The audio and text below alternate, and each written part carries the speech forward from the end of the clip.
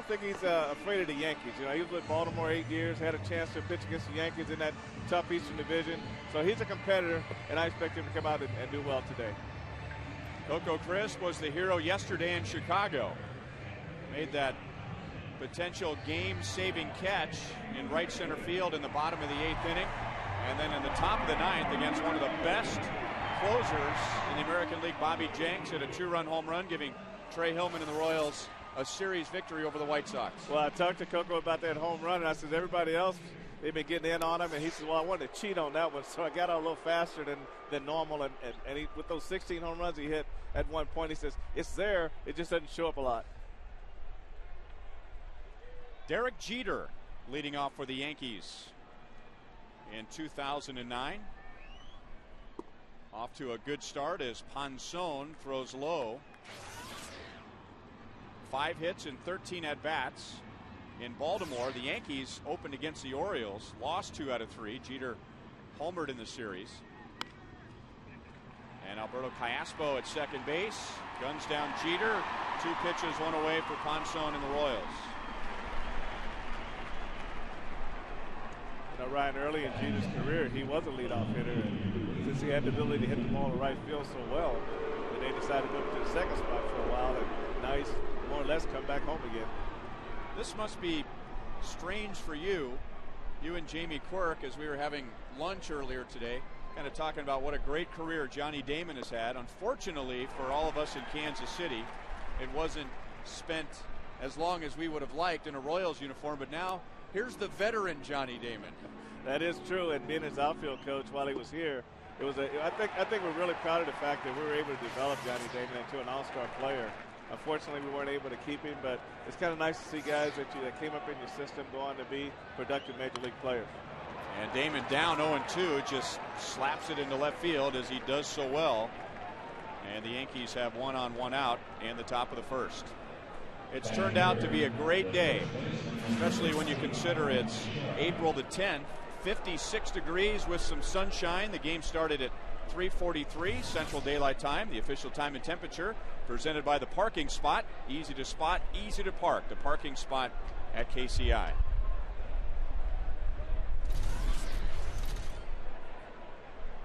And now, in what has been the trend for many, many years in New York, you can expect them every year to roll out some big bucks to bring in a free agent from another team. Mark Teixeira, one of those big free agents. Well, Ryan, if you look back to when this all started for the Yankees back in 1976, the Yankees had made a trade with Pittsburgh to get Willie Randolph, and until then they basically were kind of like the Royals, just trying to get back into the winning mode. And after that year, the next year was free agency, and then that's when they started to spend the money. I think if you go back to that time, I think the difference between our payroll and their payroll is probably about $10 million, and so I think now they found out, okay, we can win by buying guys, and they started buying and they started winning, and I think that's why they loved by so many, and I think that's why a lot of people kind of don't like them either. Now Ponson getting into a little bit of trouble with 1 out, giving up the single to Damon, and now 4-pitch walk to Teixeira. That'll bring up Hideki Matsui. That's something that you don't want to get into early in the game against these guys, giving them free passes. Right now, he probably should look to go to his 2-seamer, try to get the sinker, try to get the ground ball, and try to get a double play to get out of this. Normally, this would be Alex Rodriguez batting fourth for the Yankees. Good pitch, hits the inside corner. Matsui, though, although he has been at times lost in the shadow of Derek Jeter and Alex Rodriguez, Bernie Williams at the end of his career, many in the Yankees organization will say when the game is on the line, this is the guy they want up at the plate. Well, he got away kind of bailing out when he swings, a typical of the Japanese, the way they hit. If you leave the ball middle in, he can really turn on it and drive the ball into right center field. Doesn't run well. He's had knee surgeries the last 2 years, so he is a double play candidate. And Ponson with a backdoor breaking ball jumps ahead 1-2. Johnny Damon is normally a candidate to steal third base, but with a left-handed hitter, and And Olivo's ability to throw, he probably thinks better of it at this time.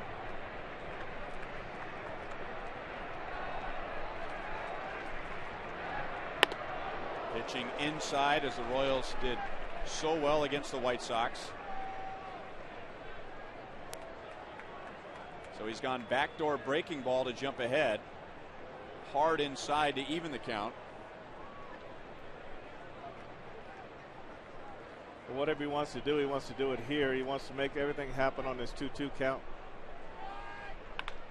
On the ground, Ponson got a piece of it, and the Royals will get an out at first base. It's an interesting play by Alberto Callaspo. He had a much easier play to get to Shera, and that would have taken another runner out of scoring position. Well, that's true, and he could have even ran him back toward first base a little bit more.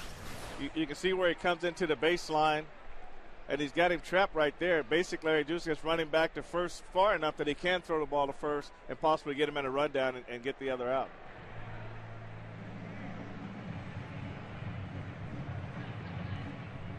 They're going to check on Ponson. It didn't look like it hit him very hard, but sometimes a pitcher will twist in an awkward way that they're not used to and tweak something. You wonder too, did this get the it got a piece of his hand. I thought it might have hit his right shoulder, but on an already cool day, last thing you want is to get a stinger on your throwing hand. Well, that doesn't feel good at all. It stays with you quite a while. It might have been his only option to keep the ball from hitting him in the face right there, because the glove was further out to the left side there.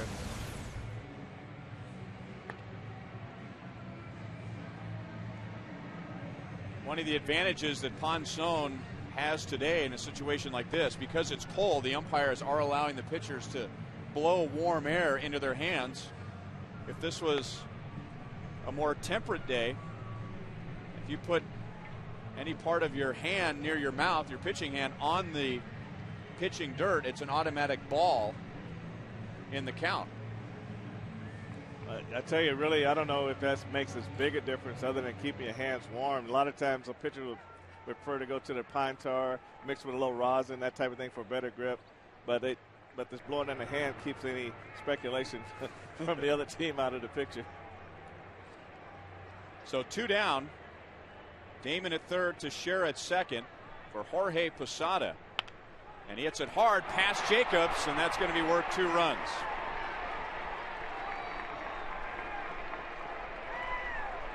So a couple of things in this inning, Frank.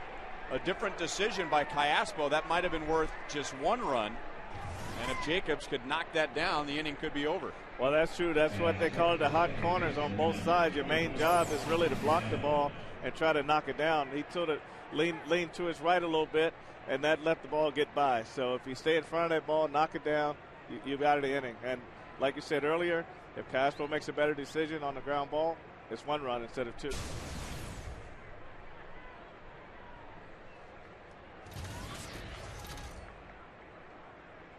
And now Robinson Cano, who had an excellent series against the Orioles. He was 6 for 11 with a home run, 5 runs scored, 3 RBIs.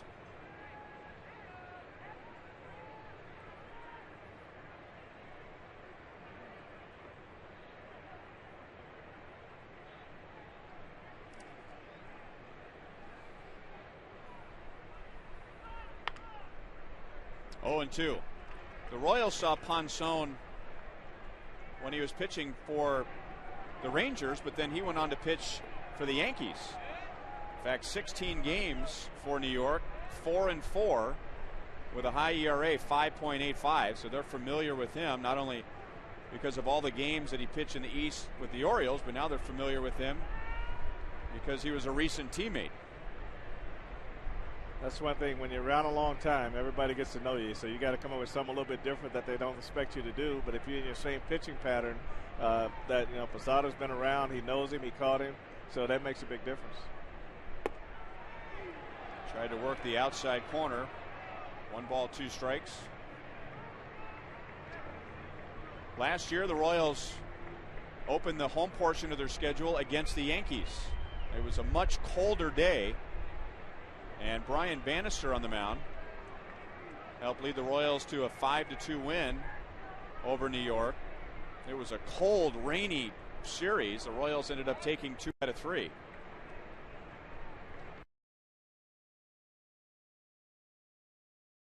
From a sweep was Andy Pettit. He pitches today, and now a shot past Mike Aviles goes into left center field, and Posada will go first to third.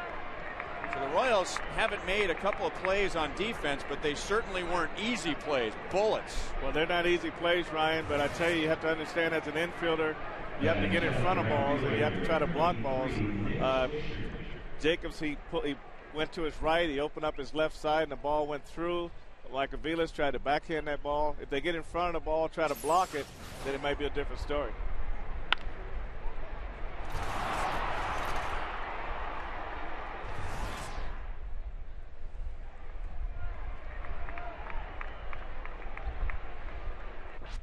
And now Nick Swisher coming over to the Yankees during the offseason with a trade with Chicago. Swisher had a big game yesterday in the Yankees' blowout victory over the Orioles. He had 5 RBIs, including his first home run of the year. I tell you, 5 RBI in a game, that's got to feel pretty special. You don't see that too often in this game of baseball. You go back to Sidney Ponson, the first 2 walks. I mean, the base hit, then the walk. Those things don't really help you in the course of a game. You get free guys on base against a good hitting ball club. Then those are runs that you can save yourself by at least making them put the ball in play.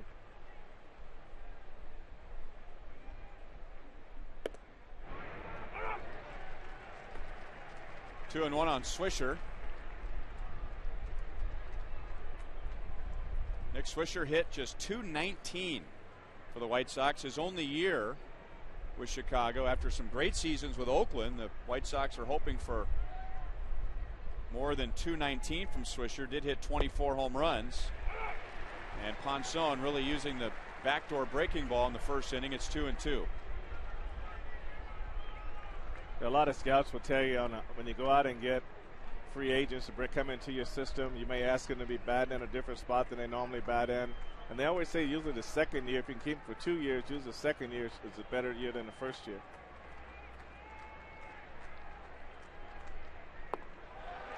Didn't get the call this time.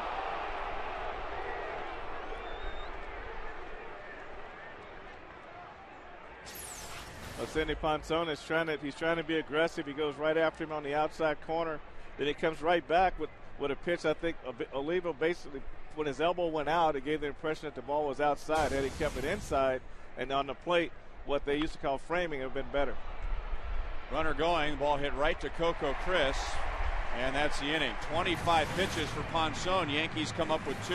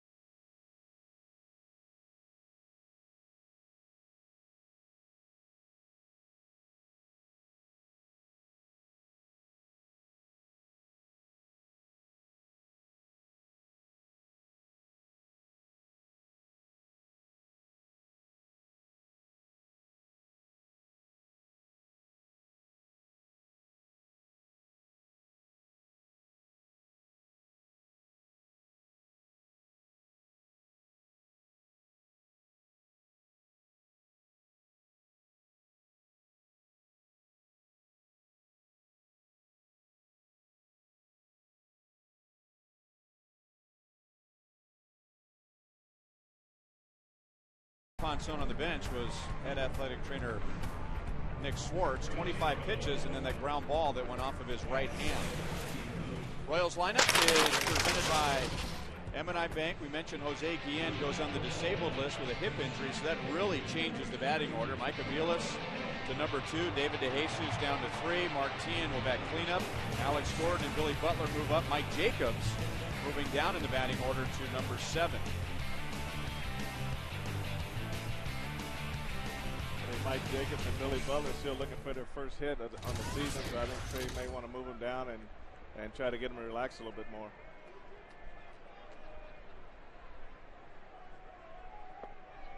Andy Pettitte, when it's all said and done, who knows? 10, 15, 20 years from now. Well, I guess you could say that right now. And you look back on some of the great left-handers, great pitchers, period, in Yankee history. Andy Pettitte will be right up there with guys like Whitey Ford. Coco hit safely in all 3 games in Chicago. The 2-run home run yesterday, 3 RBIs in the series. Out in front, 1 ball, 2 strikes. You know, Ryan, I was one of those guys that got the opportunity to see Whitey Ford pitch. So he was a great Yankee, and to be able to be mentioned in the same breath with him, Andy has to feel pretty good about that.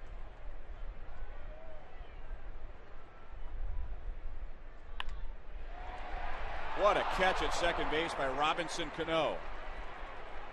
Coco trying to do today what he did against Mark Burley on Tuesday, open the game with an opposite field single to right. So he's really doing a great job of being patient at the plate, and he took a fastball away and just really hit that ball very well. Cano showed some good vertical right there and got the ball right in the top of the web, about as close to the top as you can get it. Mike Aviles batted several games last year as the Royals' number 2 hitter, but was in the lower third of the order in all 3 games in Chicago. And good teams are bigger than just one player, but we're seeing today the impact of one player, Jose Guillen. I mean, just totally changes the Royals lineup today. It changes it big time, and Trey had to put 3 lefties in a row against Andy Pettitte. I don't know if that's such a great idea right there. He's so tough on left-handers.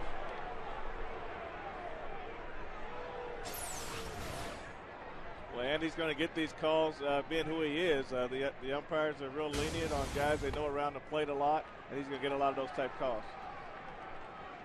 It seems unfair, but Andy Pettitte, with 215 career wins, earns calls like that.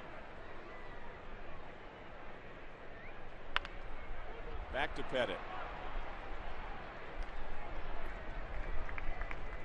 So 2 down as we take a closer look at 36-year-old Andy Pettitte.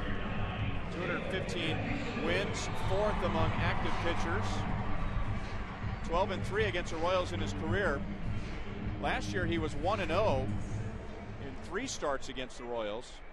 A no decision that he took in June. He's lucky he got a no decision. The Royals scored 10 runs off of him in a crazy, crazy game that the Yankees ended up winning in their last at bat. Gave him a 6.20 ERA too. Again, the victory was in the 3rd and final game of the series here in Kansas City, helping the Yankees avoid being swept by the Royals. 1-1 on DeJesus. David 3 out of 14 in Chicago.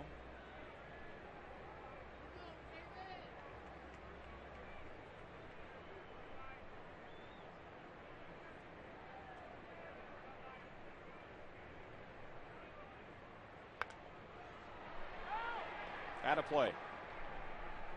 Facing John Danks yesterday in Chicago against David DeJesus and Mike Teahan and Alex Gordon. They really tried to run the fastball up and in. They broke a few bats. Be interesting to see if Andy Pettitte's going to follow that same pattern. I'm sure they got advanced scouts who watch the games, and he's pretty savvy on the mound.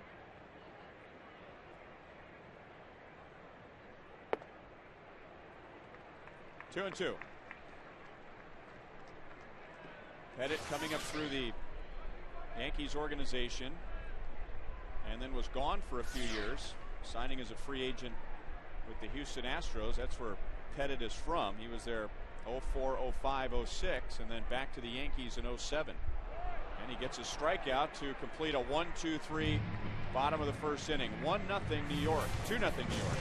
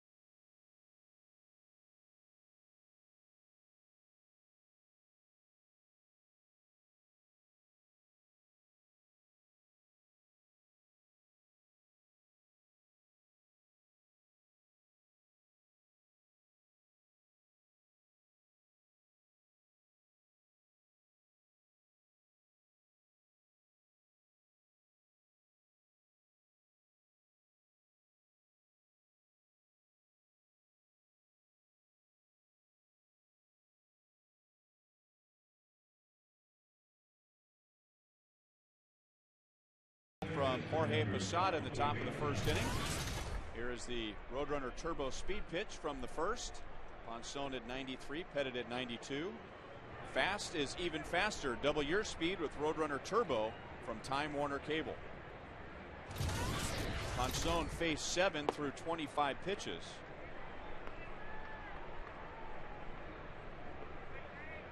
This is Cody Ransom, opening the season at third base with Alex Rodriguez out. It's got to be real tough on Cody to have to come in and fill the shoes of Alex Rodriguez.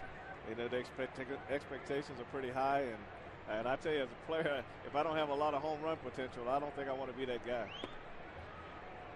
I guess the best thing to do if you're Cody Ransom, and really there are very few guys who could try to even be like Alex Rodriguez, is just maybe to go in the complete opposite direction. Don't even try and be like him at all. Great play at third by Gordon. And the Royals third baseman guns down the Yankees third baseman.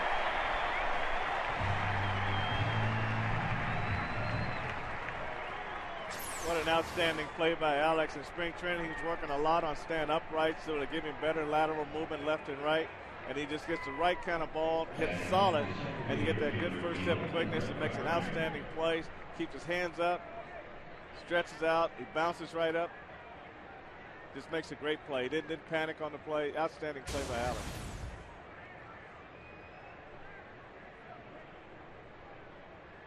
Bringing up Brett Gardner, who was somewhat of a story during the offseason as the Yankees were trying to figure out who was going to play center field for them in their new ballpark, and it was Brett Gardner, who has great speed, who beat out Melky Cabrera.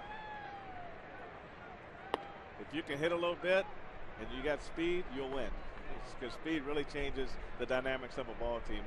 Just imagine the Royals without Coco Chris in the leadoff spot. It makes a huge difference.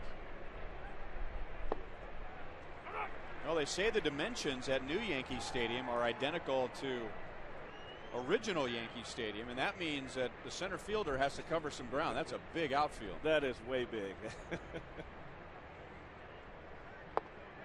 Good late movement, and Ponson evens the count at 2-2. Hey, go back to the play Alex just made. Is there any prettier play in baseball than to have a hot shot on the corners and have it? You know, all you get is the sound of the ball and the sound of the glove, and then the fans immediately react. What a great play that is. Late swing. Ponson picks up his first strikeout.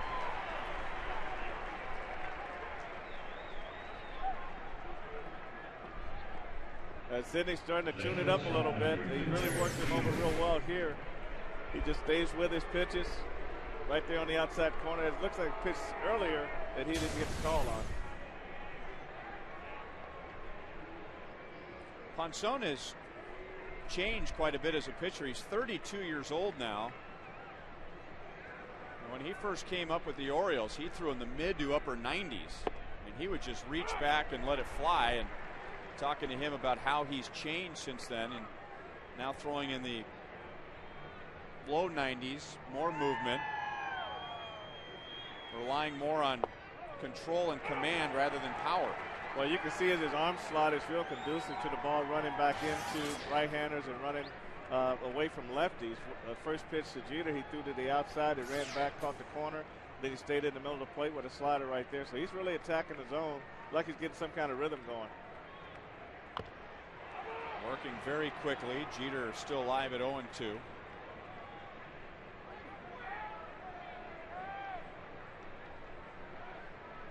Jeter last year at the end of the 08 season finished strong.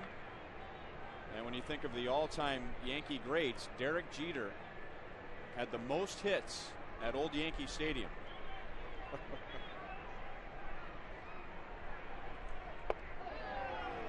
I know in his earlier years he got a lot of hits to right field. When I was with the Red Sox, we used to play way around, and just before he could pull the ball, he was a real skinny kid who everything was slicing to right field, and he got a ton of hits.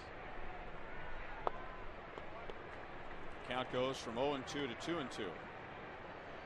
One of his most memorable hits, remember in 1996 in the playoffs against the Orioles, that Jeffrey Mayer home run in right field, the young fan that reached over, but that was a trademark. Jeter, usually it's the left-hand batters taking advantage of that short right field, but that's something Jeter did very early in his career. On the corner, and Ponson bounces back in the second inning, 1-2-3 with a couple of strikeouts. Well, Ponson really does a great job running this ball to the outside corner.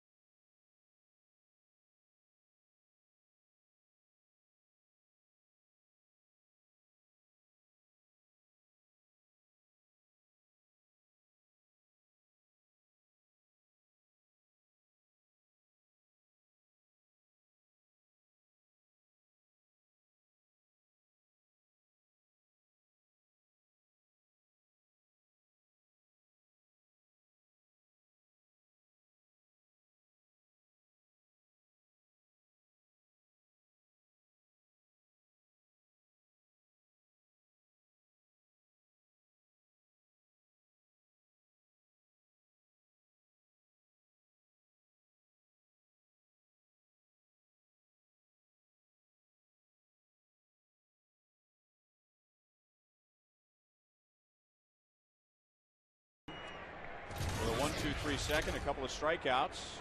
Andy Pettit was sharp in the bottom of the first, and his curveball is over for a strike to Mark Teahen. 3 hits and RBI in the Chicago series, batting third, and now with Jose Guillen on the disabled list, Mark Teahen bats cleanup.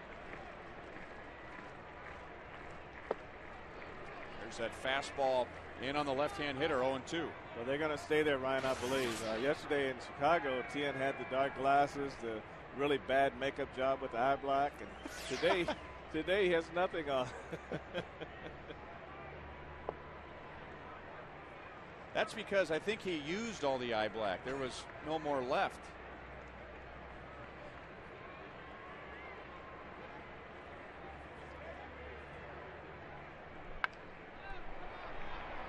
shallow left. Johnny Damon has caught thousands of fly balls in left field at Kauffman Stadium. And retires Mark Teahan. One down. Alex Gordon coming to the plate. He has the defensive play of the game so far. Well, he hits an outstanding play here. I wish we could get a better look at him, but I tell you, one quick step, crossover, got the ball, made a nice throw to first base. Goes to show when you got your balance about you. You can go left and right the way you want to. It's all about first step quickness and not about range at third base. You explained last year some of the things that you worked on with Alex, not only in Double-A, but even suggested last season about his setup and some of the adjustments that he needed to make. Well, his setup was just too low to the ground. And other than that, he showed his glove to home plate. So when you set up that way, it's like you're in the act of fielding the ball. So in order to go left and right, you have to raise up, and it puts you on the heels, and it's hard to go left and right.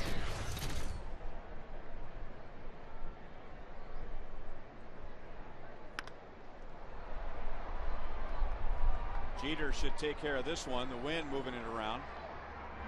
Pettit's retired the first 5. So what you're saying is, and I know young infielders are taught, get down, but you can take that too far. You can take it too far. You can get down. Freddie Patek played down, get it low to the ground. But you look at your glove. If you play thumbs up with your glove, which is how you use your hands when you walk, now you can go left and right. When you have your palm out, it creates tension between the elbow and the wrist. And all you have to do is make that little quarter turn for a thumb up, and it takes all the tension out of your arm. Huh. I knew that.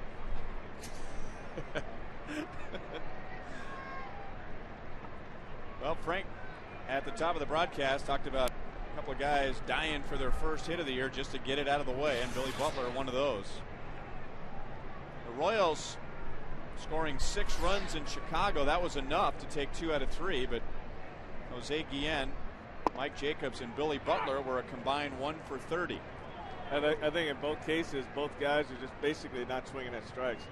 Billy's chasing the fastball up, middle in, and then when he gets behind, they're throwing a slider down the way. He's swinging at that also. 2-1.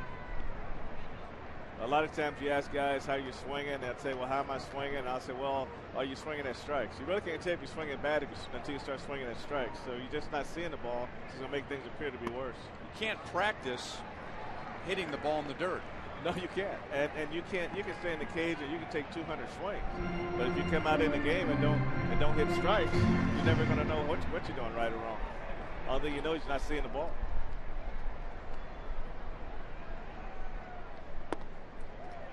There's the Royals' first base runner.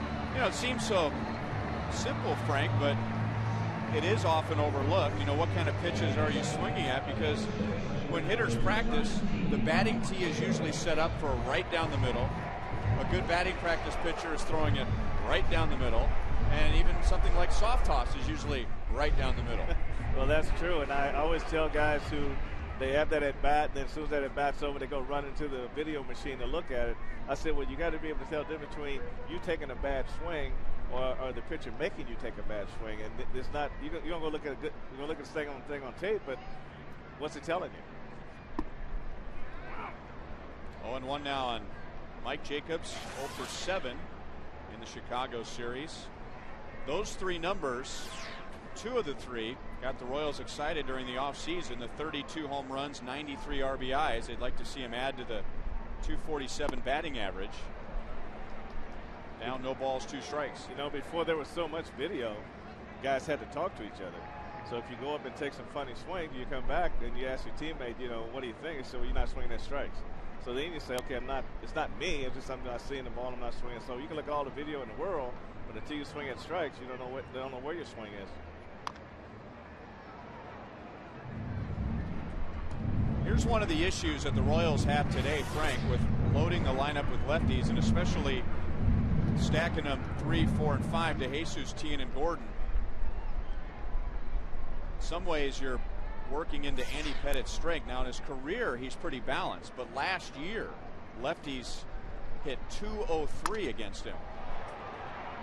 Broken bat, shallow right. Swisher didn't get a good break. He doesn't see it, and it's off of his glove.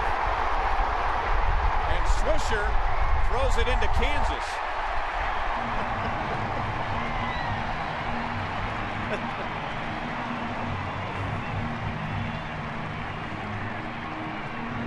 So the Royals are on the scoreboard. Maybe a little home field advantage there with Swisher not picking up the ball off the bat. Well, that's a play there where the second baseman is going to go until he hears the right field called him off, and Swisher called him off and still didn't make the play. You can see where Robinson Cano was really staying with the ball, and Swisher called him off and didn't make the play. And then when he dropped the ball, now this is sheer panic right here. He just gets the ball and lets it go. He had no clue where it was going. So the Royals are on the scoreboard. And Miguel Olivo trying to put the Royals in front with that swing. Well, the thing about Billy Butler right here, with 2 outs, you got to keep going, and Billy never let up. He took a quick peek over his shoulder before he got to second, and he really scored on that ball. That was a great job by Billy. Great job of base running. They just now called that a base hit. The Royals scoreboard operators put the run up on the board, but the official score had not decided whether that was a hit for Mike Jacobs, and it is his first hit of the year, his first RBI as a Royal, or if it was an error by Swisher. And even though it looks bad, looks like a play that a major league right fielder should make. If you can't find the ball, if you don't see the ball, it's pretty tough to catch. You can't catch what you can't see. They always say, well, you can't hit what you can't see either, so same way. Pettit comes back to strike out Miguel Olivo, but the Royals take advantage of the bloop in right field, and they're on the scoreboard.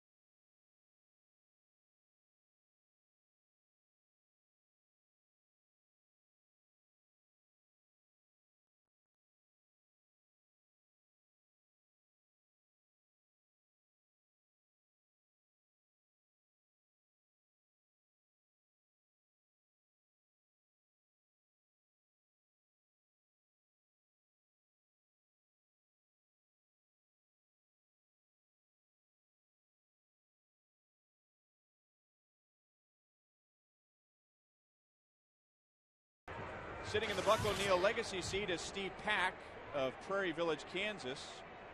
A lifetime, as far as the Royals are concerned, season ticket holder going back to 1969. So he's had season tickets in all the first 40 years of Royals history. And even before that, his father had season tickets for the Kansas City A's and the Kansas City Blues minor league team.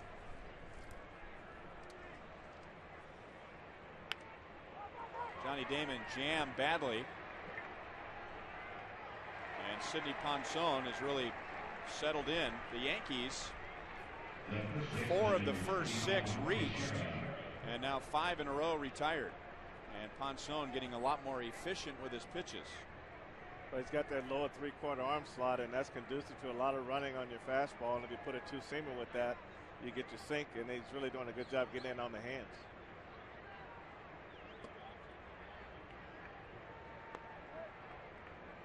Ball 1 on Mark Teixeira. Walked and scored on the Posada 2-run single in the first inning. Well, you can debate whether he's worth the money that he got. What is no debate is Mark Teixeira is one of the best all-around players in baseball. Well, that's no debate there, Ryan. I agree. He's trying to work mainly on going back the opposite way. He'd say they got a little too pull happy in spring training. He's going to go back and try to work the middle of the field a little bit better. The only thing that'll be interesting to watch is wasn't a whole lot of pressure on him in Texas. Not a whole lot of pressure on him in Atlanta. There was some pressure on him when he went to the Angels because they went to the postseason. But now you're under the bright lights of Broadway and also the added expectations of the big contract. Well, that's true. He got the early boos in Baltimore, being from that area and not signing, taking a less money to sign with the Orioles. Every time he showed his head, they booed him in a 3-game series. And he walks for the second time. Well, Ponson is still trying to work those corners. That was right down the heart of the plate right there. Whoa. I don't know where. I'm not sure where that pitch was, Ryan. I'll tell you, if that breaking ball was a strike from Pettit to Aviles in the first inning, then that has to be a strike to Teixeira. But Rob Drake says no, and now it's ball 1 to Hideki Matsui. Now, when you got a pitcher working as hard as he can against a hitter like Teixeira, and you get a pitch like that, you really want to get that pitch. So that really is a momentum builder, a confidence builder, and if he can come back and make that pitch again, he'll feel confident he can get it. Now going to the slide step, Miguel Olivo sensing that Ponson might be frustrated, and that happens often. A pitcher doesn't get the call he thinks he should get and then throws a couple of mad pitches after that. Yeah, that happens a lot. That's where your composure comes in. That's where you say, well, I'm going to throw a little harder this time, but then you lose track of the strike zone. So you got to really make sure that your catcher's working hard for you back there, making sure the catcher's saying, where was that? Can it be a little bit better this way, a little bit that? Just try to get the umpire zoned into the strike zone.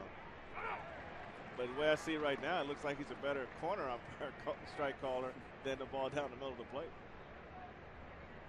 Well, let's face it, sometimes the ball just gets too much of the plate. I wish I could say that about my putting.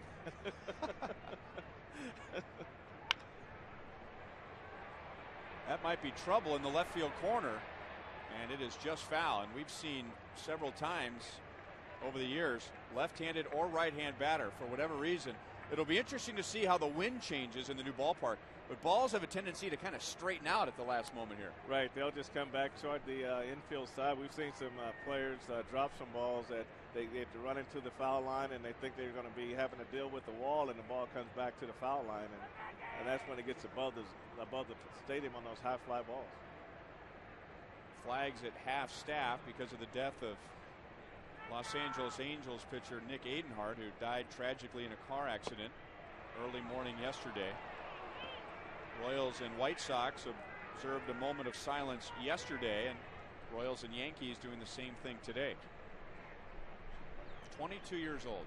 That's awful tragic. I tell you, of all the deaths that can happen, being in a drunk driving type situation is one that should never happen. Teixeira's running, and Matsui pops it up. Second time that Alex has handled the pop up.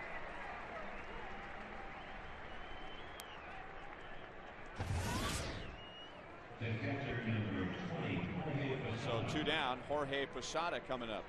Opening week of Royals baseball on Fox Sports Kansas City, presented by Firestone. You see the shadows, and because of the different start time, 3:10, normally it's 1:10, 6:10, or 7:10. If either team wants to get busy on offense, they want to do it soon, because we're going to have 2, maybe 3 innings, maybe even longer than that, where the pitcher is going to have an advantage of pitching into the shadows. I used to hate that as a hitter, because the ball looks like a little black dot coming in out of the brightness of the outfield. So it's really an advantage to the pitcher, and even on defense, you have a hard time kind of picking up balls off the bat because they're coming out of the dark into the light. Just to give you a visual, I always like to use a comparison. Imagine you're playing in your driveway, the pitcher's in the driveway, and you're hitting from inside the garage. I mean, great comparisons. There we go. I'll come up with one of those every now and then. It's a good one. I'll work on that. I'll work on something also. I'm usually pretty good with one-liners. I've been holding back. Why? Let it go, man. Don't want to peak too soon. Posada's single scored Damon and Teixeira in the first inning. Hit an absolute bullet past Mike Jacobs at first base.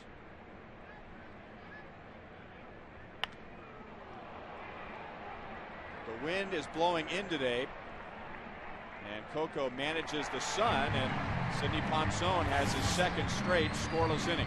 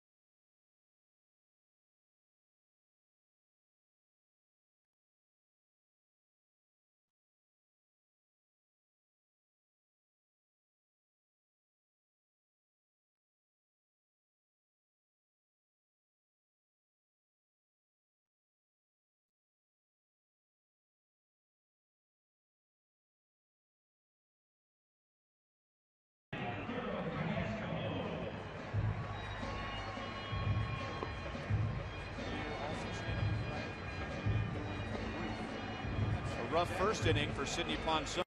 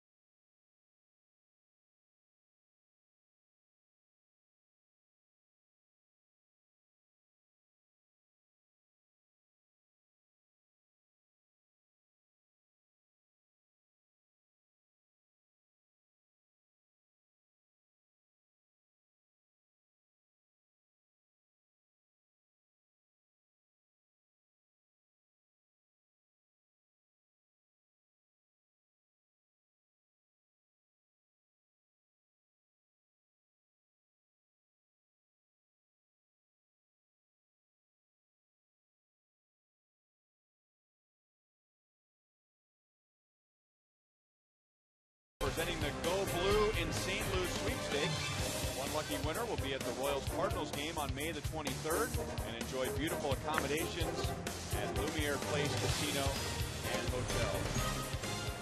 Ryan Lefebvre along with Royals Hall of Famer Frank White. Tough first inning for Sidney Ponson, but you know, maybe even a veteran has some opening day jitters. Well, I'm sure when you go from being out of the game to pitching in the WBC to Major League Baseball again, and you pitch against the Yankees opening day in Kansas City, that will give me some jitters. Robinson Cano. That's his second hit. He's off to a great start. That makes him 8 for 13.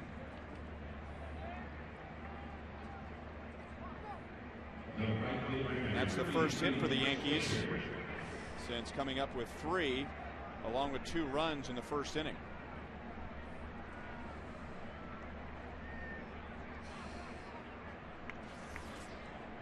Nick Swisher flied out to center field in the first and then misplayed a fly ball in right in the Royals' second inning, turning what could have been the final out of the inning into the first run for the Royals. And now he goes into deep left center field.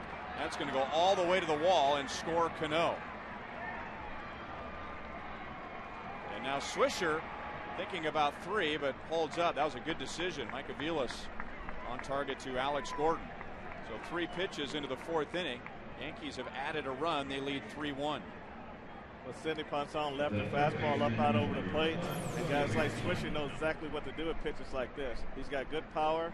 The ball was running away from him a little bit. He stayed on it and drove it in the alley in left center field.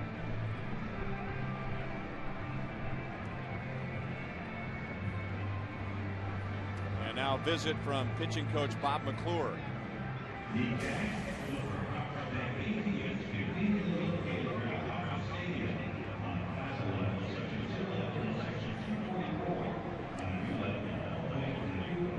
Ponson, this is his 29th game against the Yankees. I'm sure about half of those in New York, so he's used to the big crowds. He's used to the hype, and that one of the reasons why the Royals decided to sign him, and while it wasn't a popular decision with some of the fans in Kansas City for him to pitch during the home opener, the fact that he's been there, done that, was a big reason why he got that assignment. Well, I agree, Ryan. There's no substitute for experience, and really, he's really coming out. He's pitching aggressive, and he still got the Royals in the ball game. So you really can't expect any more than what he's done right now. He's really going after these guys, and there's some questionable calls that may have hurt him on some pitches, but for the most part, he's staying right in there and battling. Cody Ransom grounded out to Alex Gordon in the second inning. That's the defensive play of the game. And now the ball pops out of Miguel Olivo's glove, but quick on his feet. And Swisher holds at second base. Well, when Ransom batted in the second inning, we discussed about his playing the position normally occupied by Alex Rodriguez. Don't try and imitate Alex Rodriguez. Go in the opposite direction, and here's a perfect example. Right here, Rodriguez would be trying to drive home Nick Swisher. Cody Ransom's probably thinking about a ground ball to the right side. That's true.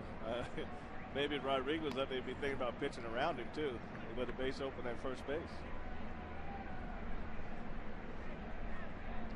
Ransom last year made his Yankee debut against the Royals.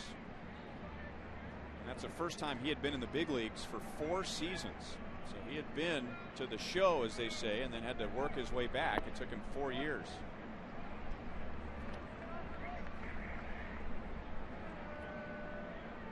Royals have Robinson Tejeda warming up in the bullpen. And another benefit of the 3 games pitched by Mesh, Greinke, and Davies, the Royals have an extremely rested bullpen. They're really doing. That's what we're talking about in the Chicago series. Royals trying for an out at second base, didn't get it. Well, that would have been a great play if Swisher's out. It's a bad play when nobody's out. When there's nobody out, your second baseman really got to anticipate that play. He's got to be moving on the ground, and Mike Aviles saw how he had an opportunity, but Casper was a little bit late getting to second base. That was so close to being a break for the Royals. The count is 3-1. And you get Ransom swinging away and pulling it, not advancing Swisher. But it ends up being a break for the Yankees. So first and second, now the Royals ready for a bunt, and Gardner fouls it away. This allows the Yankees an opportunity to play small ball and get some runners in scoring position. But when you're playing defense, part of your job up the middle is to manage the game. And if you look at the other side of that, Michael Belis, once he saw Swisher start moving back to second base, he probably would have been better served to go ahead and get the out at first base.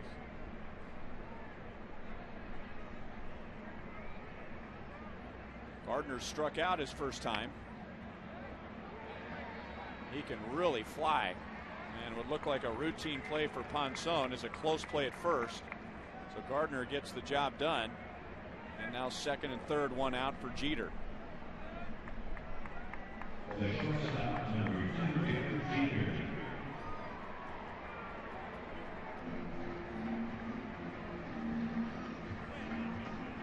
Jeter 0 for 2 so far. Opened the game with a ground ball to second base. Struck out looking in the second inning. Royals fans didn't get a chance to see Derek Jeter last year when the Yankees opened here. He had a left thigh injury and missed the entire series, which is just fine because in the 2 series in New York, Jeter hit .414 against the Royals. And Derek Jeter's a professional hitter. I mean, he knows exactly what he's doing. And I think other than being a professional hitter, he's one of the best clutch hitters you ever want to see. And to back that up, he has the most hits in the postseason in Major League history.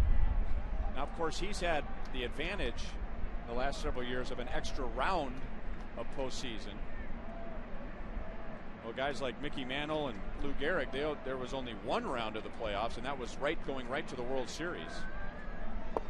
But now 3 rounds, and the Yankees were so good from the time he came up, and 13 consecutive years going to the postseason, and he was right in the middle of it.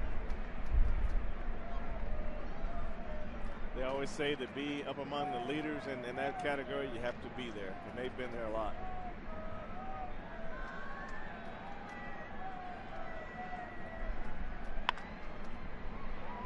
That'll get a runner home, and again the Royals with a chance to get an out in between second and third. Royals making a quick tag, making sure Jeter didn't advance, but good job by Jeter. Down in the count 0-2, gets a runner home, and it's 4-1 New York.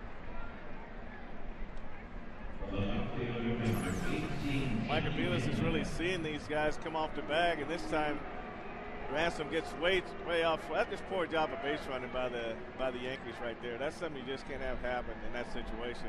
But the Royals did a real good job that time. Belis and Casper did a great job of running and making this play work for the Royals.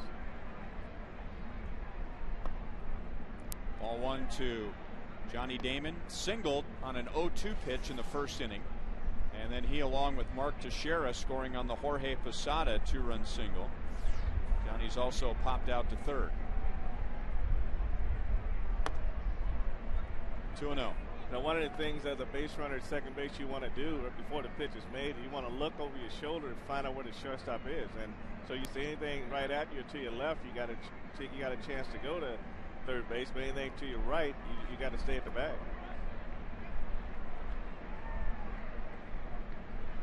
I don't even know if that was a play where you even have to know where the shortstop is, unless, because it was so far to his right, unless he was convinced it was going to go through the hole and into left field. Well, you got to let it go through before you go, because that's when you're running at second base, you're a big run. You're in scoring position. You don't want to give that run away by bad base running.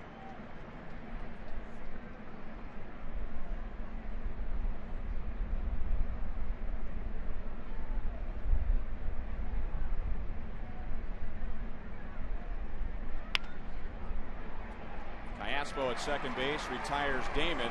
Yankees have their second 2-run inning. To the bottom of the fourth, New York in front 4-1.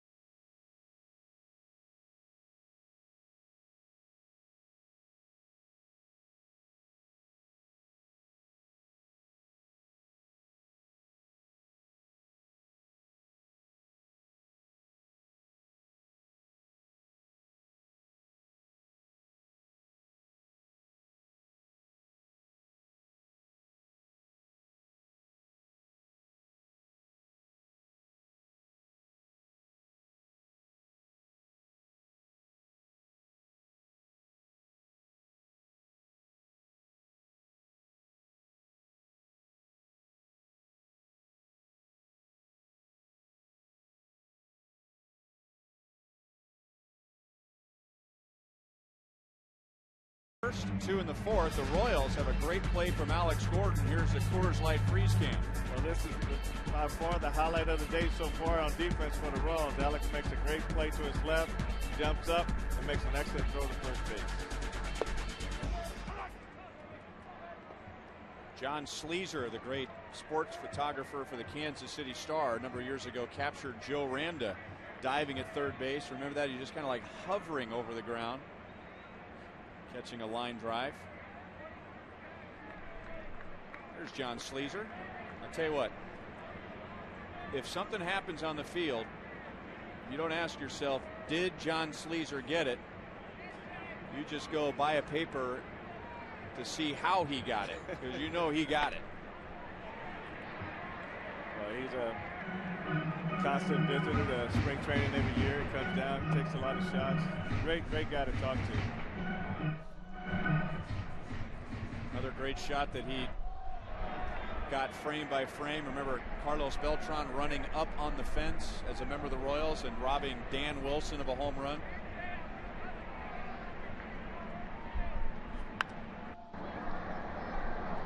Hit right to Johnny Damon in left field.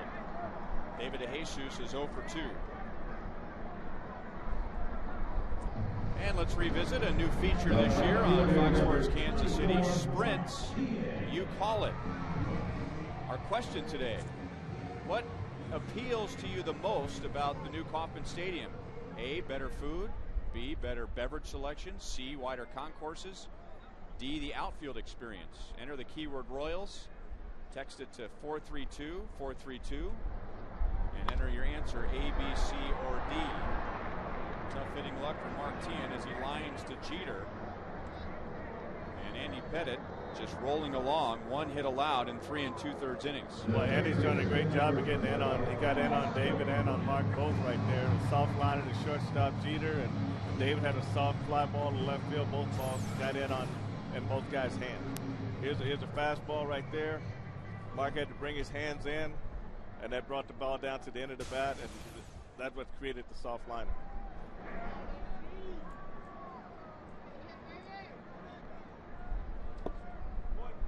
And staying inside on the left-hand hitting Alex Gordon. Popped out to Jeter at shortstop in the second inning. 2 for 11 to begin the year. Homered against the White Sox, Mark Burley on opening day. And the one thing about being in the major leagues is that when the opposing team finds a weakness, they're going to exploit it until you make a change. And if the Royals you're going to be quit swinging at that ball inside and take it for a ball, and they get better pitches hit us, they're going to be a tough time for them. Pettit late getting off the mound, so Teixeira bails him out and goes to the bag. It's an 8-pitch, 1-2-3 fourth for 36-year-old Andy Pettit.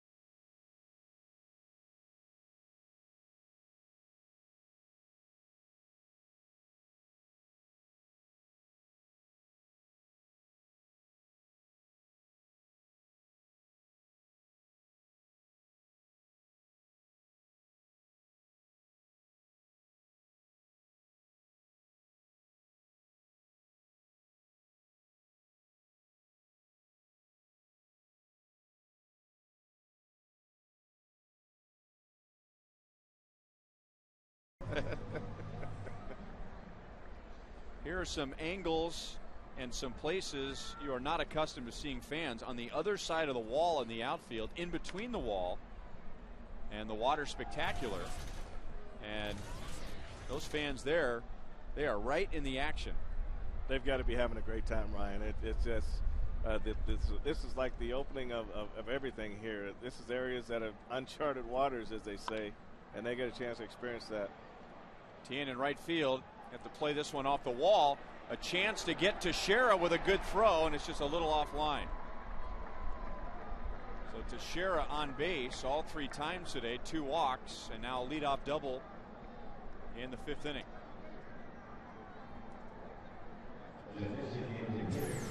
He's been trying to stay up the middle, but he's also can get that breaking ball coming down into him and just turn on that ball, and he was able to keep that ball fair. Mark did a great job playing it off the wall on one hop, and he had to Teixeira had to kick it to another gear. I think he was cruising there for a minute, so I better pick it up.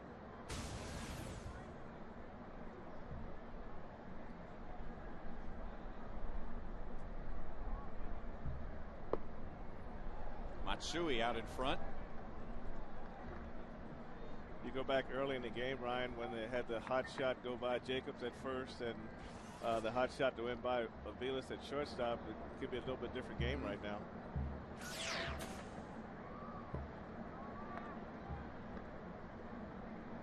And even before that, there was the ground ball that Matsui hit to Alberto Callaspo, and Callaspo decided to tag out the runner rather than throw to first base, or threw to first base rather than tag out the runner, which would have kept. That would have kept another run from scoring. Yeah, it would have kept Teixeira out of scoring position.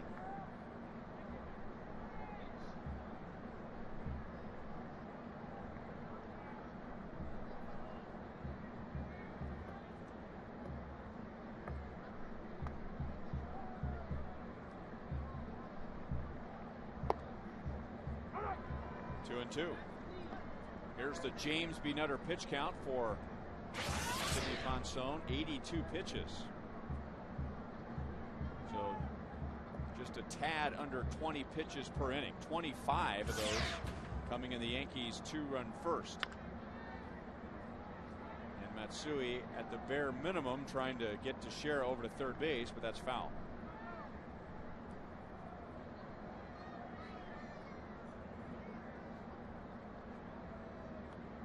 He still seems to have a little life on his fastball. Still got some run to it. Matsui rolled over on that pitch as it was going away from it. So that means he's still throwing good. 82 pitches, 83 pitches. That's pretty good.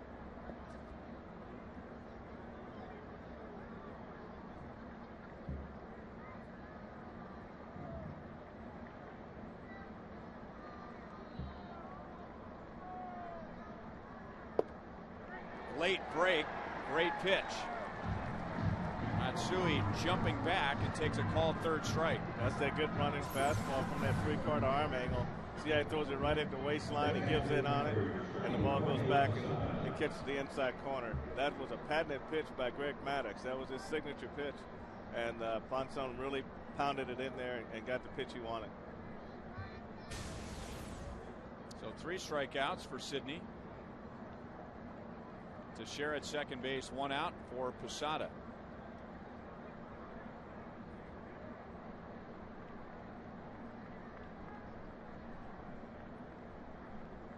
Again, the shadows now are a factor.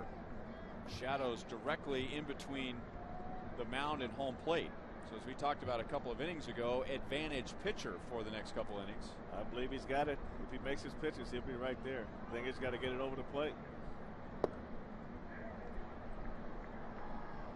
You know, maybe that pitch that he used to strike out Matsui is the right one to go with at this time, because hitter reading the ball out of his hand, they might make a judgment too soon. Okay, that's inside. And the ball's moving back over the plate. He's got a lot of run. I think it's his arm angle that gives him that run right there. Right now he's working the outside corner, and the ball's just running right off the plate. I think Bob McClure would probably like to keep it around 15, 16 pitches per inning, but he gets around 20, 21. He's going to be out of the game here in another inning or so.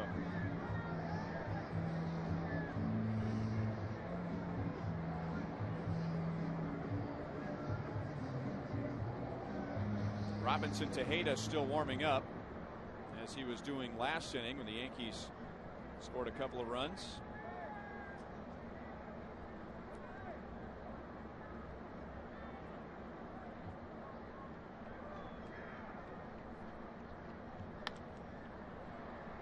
Ponson trying to keep it right here at 4-1. The Royals still have 5 at bats to go. Royals very happy with their bullpen. As we mentioned a couple of innings ago, it's rested, so if Ponson has to come out early, it really doesn't put Trey Hillman in a bind at all. Right, I think those 3 quality starts that they had in Chicago really set that up. And that's that same pitch he struck Maxulia out on right there. As you talked about, the inside is probably the place to go because they're not picking it up very well. They get given on it, and the ball's running back over the plate. That's where the catcher and the pitcher got to work together. They've got to know that that pitch is working, and they got to stay with it until the hitter tells them they need to make a change. On the outside corner. So Ponson really working both sides of the plate. Posada's arguing, but he knows, as the Yankee catcher today, he's getting some good calls with Andy Pettitte on the mound. So he doesn't want to get Rob Drake too upset. Well, this is what he does well. He goes right in there to have that fastball run back over the plate like that. Then he goes to the outside, and the ball runs away, and Posada gives up on it. And Rob Drake's been calling that pitch all day. And I know that Posada, when Posada comes back out, he'll say, well, you're getting that same pitch. I always wondered about that. I mean, how much do you want to say to the home plate umpire when you're the catcher? Because, I mean, you're 2 different players. You're a hitter, that's one thing, and then you're a catcher, that's another thing. So you're upset that you made an out as a hitter, but now Jorge might go back out there and say, hey, Rob, I didn't really mean what I said. Well, you just don't want to take any pitches away from your pitcher. If you're getting those same pitches and you know they're off the plate by 3 or 4 inches, then you might as well just suck that one up for yourself and say, I'm going to let my pitcher keep getting this pitch. Otherwise, you bring him back into a tighter zone, and it becomes tougher for Andy to get hitters out. So Ponson trying to get past Robinson Cano and work around the leadoff double from Teixeira. Count goes to 3-0, and being careful with Cano. 2 singles today and 8 hits and 13 at bats to begin the season. So there's the inflated .615 batting average. I'm surprised that Miguel Olivo and Ponson haven't backed that pitch up in there, and it may be that they're saving this pitch for just a strikeout pitch, but I would go back in there just to see if it's something they can really see or they can't see. But they hit it once and they're going away with the next pitches, and right there he went away and got a walk. So 3 walks given by Ponson. Ryan Lefevre along with Frank White, Joe Goldberg with producer Kevin Schenk and director Steve Kurtenbach. And you're looking at the brand new suite press box Diamond Club behind home plate. By the way, this is Kauffman Stadium. Been a few times today that we have to remember, this is a home game. That's right, this is our ballpark as we're trying to navigate our way through the new hallways and the new levels that didn't exist last year. Double lobbies, where are the old elevators versus the new elevators. The only time I felt like I knew where I was in the stairwell. Well, when somebody tells you now, meet me in the lobby, which one?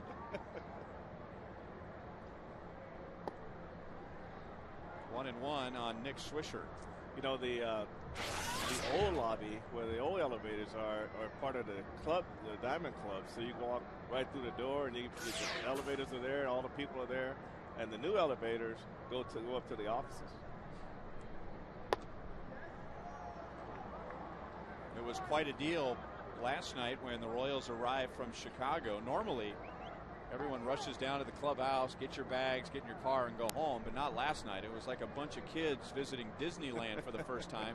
Everyone just kind of stopped and was in awe, just looking at all the new features. I got that same feeling, too. 2-2 on Swisher. Well, the one thing that Nick Swisher did last time, Sidney Ponson left the ball out over the plate. Then he drove it into left center field. His first pitch was away. And on this pitch, he goes down and toward the inner half. But I'd like to see him come in and see if that pitch will work on Swisher in this situation also. Think he'll go with that pitch that starts in and tails over the inside corner here? Well, I think I would. I think you have to make sure that they're on that pitch. And if they're not on that pitch, you're going to get what you need as far as a strikeout. But when you go away, I think you play it right into his swing. Now, Swisher's more off the plate. Instead, it's a slider. And Ponson giving up a leadoff double, but strikes out the side. All called third strikes. Called third strike. Fastball moving back over the inside corner on Matsui. And again on Posada. And here's Swisher on the slider.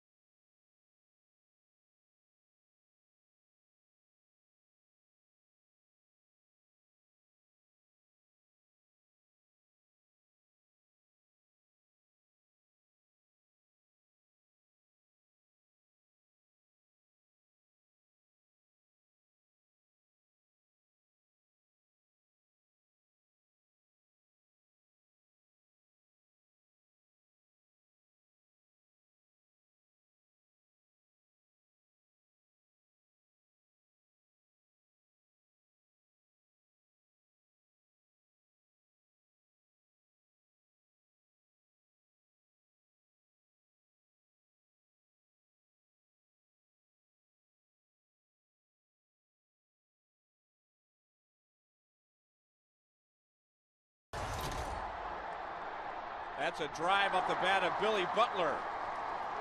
So Billy has his first hit, and the Royals have a runner at second base with nobody out in the fifth inning.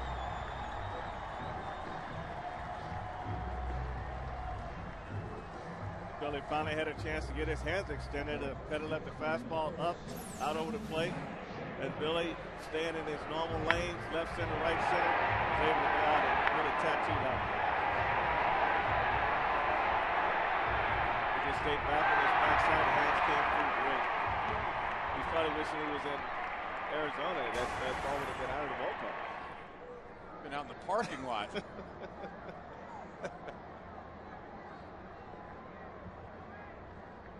So a couple of guys who have their first hits. Mike Jacobs in the second inning with a bloop double in right field that Nick Swisher lost in the sun. That scored Billy Butler for the Royals' only run. And now Billy Butler, who had been 0 for 11, comes up with his first hit. We talk so often, when an offense scores run, you want your pitcher to come back out, put a zero up. Put a zero up there. Well, the reverse is true. When a pitcher does something big, like Sidney Ponson did in the top of the fifth inning, you'd like to see the offense reward him. Right. And I think right here, this is where Mike Jacobs got to be real smart. You know, Pettit's been throwing his fastballs in, but he doesn't want him to pull that ball to the right side, so he's probably going to try to get him to roll over on a breaking ball by staying away from him. So he's got to make sure he gets that ball up and try to drive the ball in the left center field, because that'll get the job done also.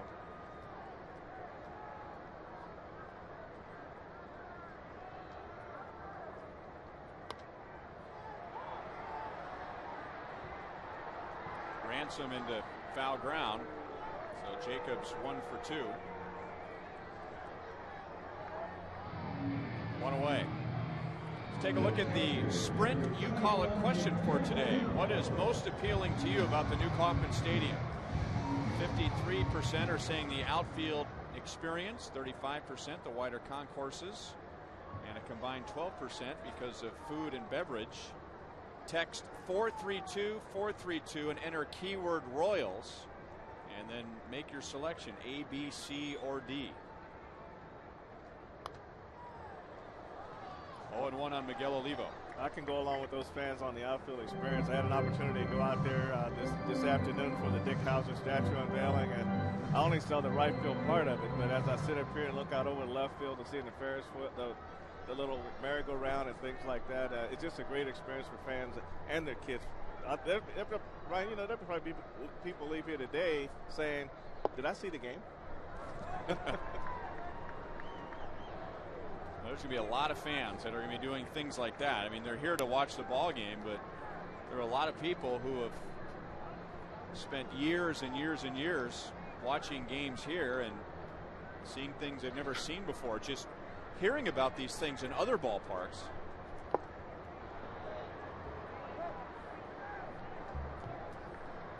I think they're going to have to give all their kids cell phones and let them go running around, and just to keep up with them, because if the parents try to keep up with them, they'll be wore out.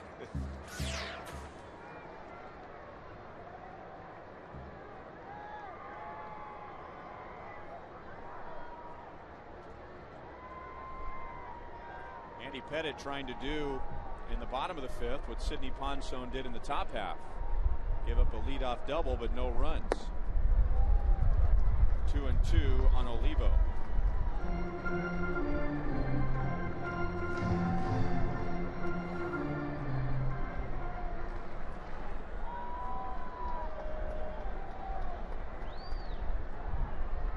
The Royals really need a big hit here. Get things going in their direction.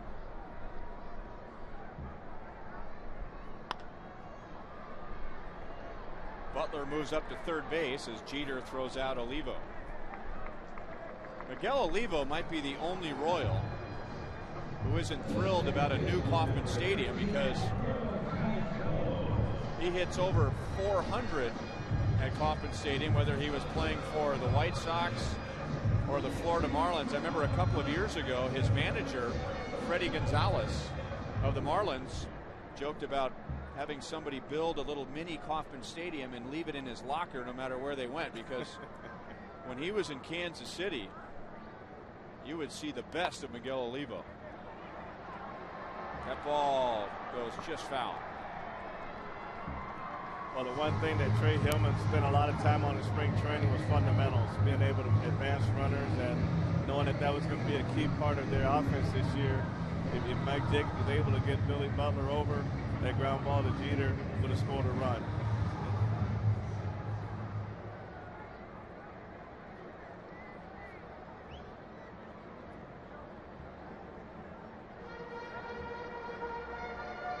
The Yankees were lined up perfectly for Callaspo in the third inning.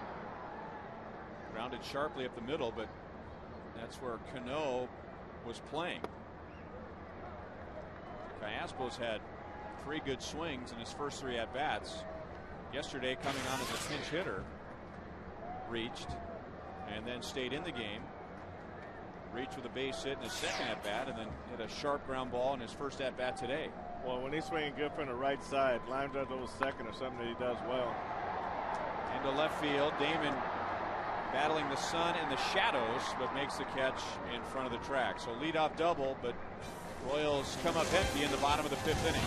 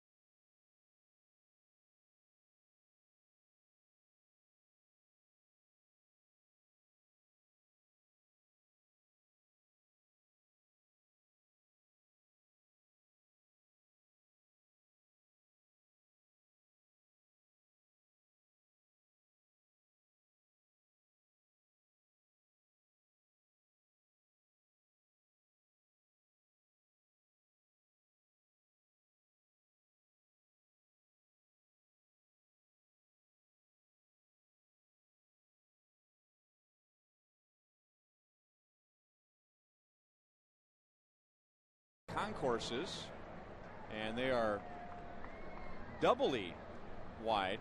Is doubly a word? Not to be confused with a double wide.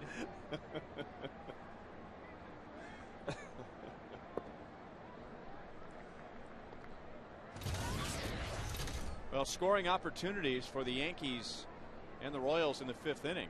Mark Teixeira led off the top of the 5th with a double, but then Ponson came back and struck out the side. Billy Butler led off the bottom of the 5th with a double, but Andy Pettitte recovered. Cody Ransom flies out to DeJesus. Ransom is 0 for 3.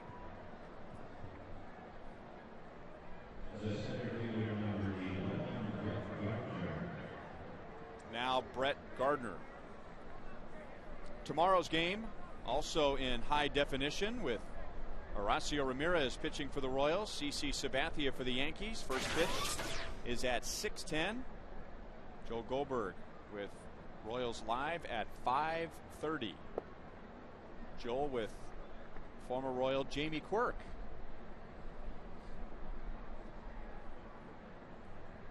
Gardner has struck out, laid down a sac bunt, and Jacobs knocking it down, connecting with Ponson. Close play, good play.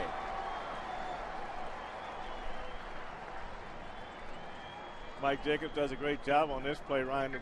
The one thing you do when you make a play like that and you know you don't catch the ball solid is you don't want to panic. You want to make sure you pick the ball up with your bare hand. And then what he did, he picked up Ponson coming over, threw the ball up around his eyes where he could handle it, and he got the play made.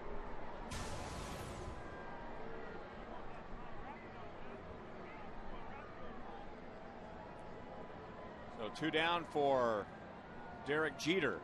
0 for 3, but a productive out in the 4th inning. Reached on a fielder's choice, which scored a run.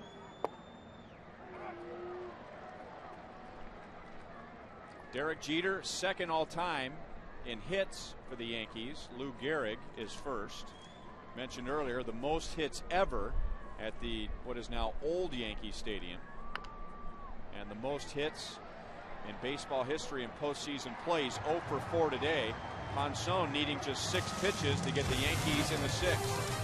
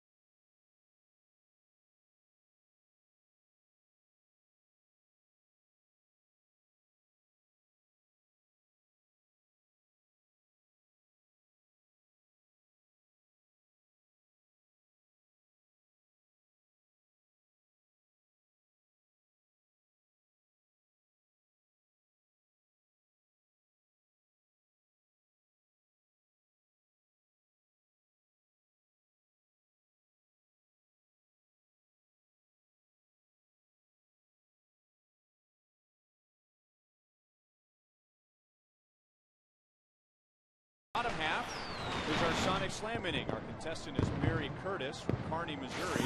The Royals hit a home run in this inning. Mary wins $400. If the Royals hit a grand slam out of the park, Mary wins $25 grand from Sonic and the Kansas City Royals. Top of the order, Coco Crisp taking ball 1 from Andy Pettitte. Coco lost a hit on a leaping play by second baseman Robinson Cano in the first inning, and then Pettit struck him out in the third on a borderline call. That one's right down the middle. 1-1.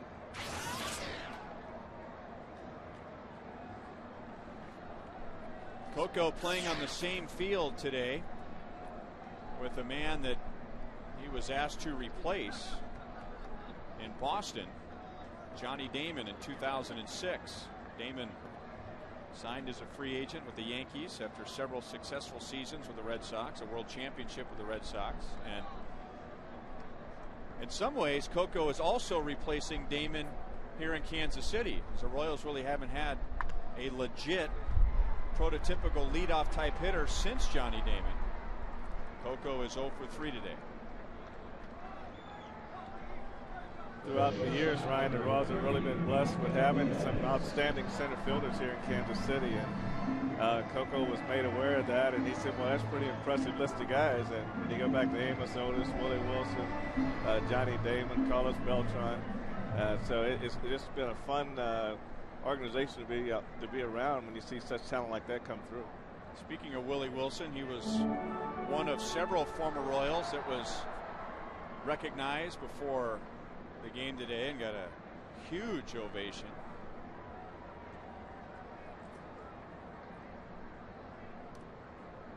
Mike Aviles has grounded out twice against Pettit, who's in great shape as far as pitch count. He is just barely over 70 pitching into the 6th inning.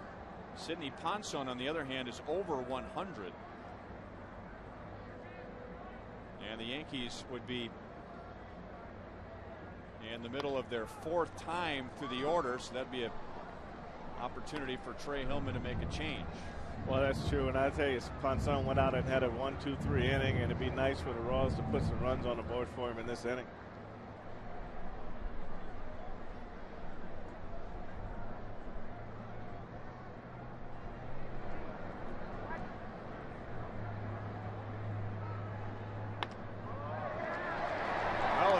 Was going to make sure that he was going to cover that outside part of the plate, or maybe even beyond the outside part of the plate, and singles to right field. So Aviles right now has his last major league hit and his first major league hit to right field against a Yankee left-hander. This is June the 6th against Darryl Rasner. This was a double. It was the coming out celebration for Mike Aviles.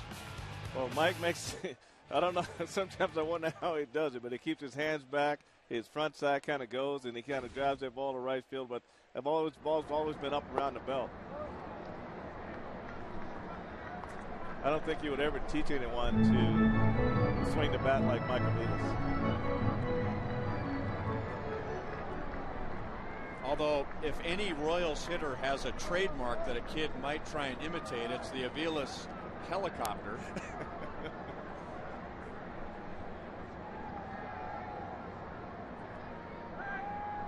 And Aviles may have been picked off if Pettit's throw to Teixeira was more on line.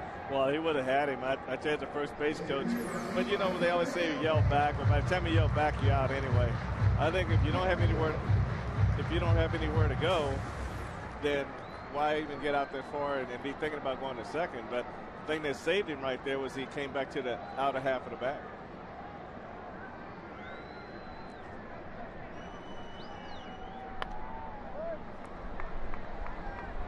Oh, 2 on DeJesus. He has struck out, flied out against Pettit today. When you're on first base and you know the pitcher's got a great move, and if you're not stealing, you might as well shorten your lead so you can be comfortable knowing you can get back. If you get way out there for no apparent reason just because it looks good and gets picked off, then that doesn't do the ball club any good either.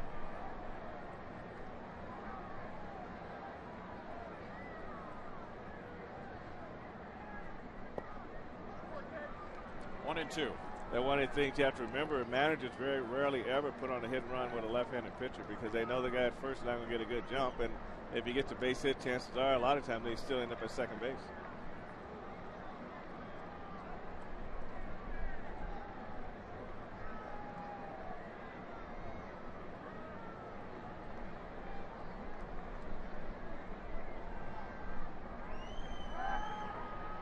guy like Pettit with that great move, I mean, can really help out his catcher, Posada. Remember last year on opening day, the Royals stole 5 bases on Jorge Posada, and you could tell something was just not right with him. And it was not long after that that he was on the disabled list a couple of times, and then eventually had surgery on his right shoulder. Well, don't know how good the shoulder feels today, but we probably won't find out with Pettit out there. That's out of play. That's what you call going to battle with 2 weapons. You know, your arm to pitch with and your pickoff move to control the running game. He does a good job on both of them.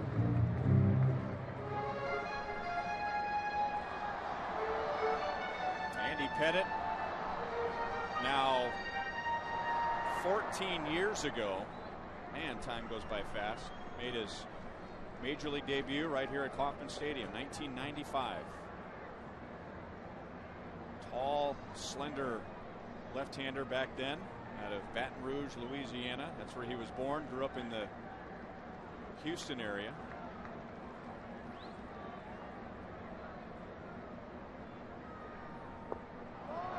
Strikes out to Jesus. Pettit has fanned 4.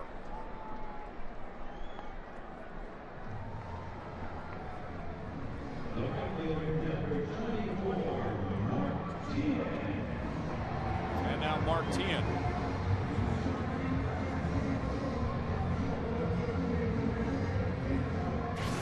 Well, tomorrow it'll be interesting to see if Trey Hillman goes with the same lineup.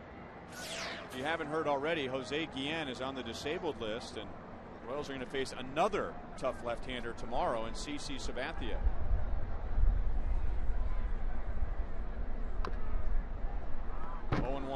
You almost have to work to get some kind of balance in your lineup, if nothing else, so that the opposing manager can't match up well with you late in the game. If you go left, right, left, that's kind of typical of the lineup that Trey Hillman had last year. But when you face these tough left-handers, and your left-handers are not as adept at hitting against left-handers, it can be a pretty tough day.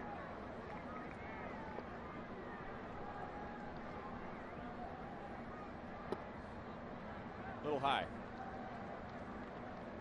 I know you have a lot of first base coaches and you have a lot of base running coaches that want you to get that maximum lead all the time, but to me, when you get out there and the first step is always back to the bag when the pitcher goes to the plate, why can't you just shorten up where you know he can't pick you off and have your first thought going to second base?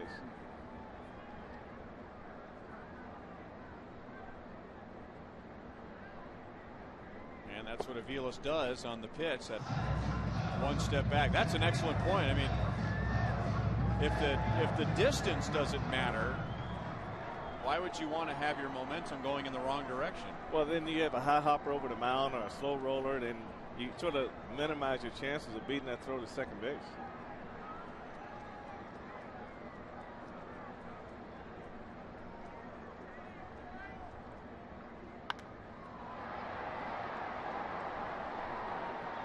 Ball is not carrying today, and Tien just got underneath it. He was trying to drive it to the opposite field, but didn't quite get enough. 4-1 Yankees at the end of 6.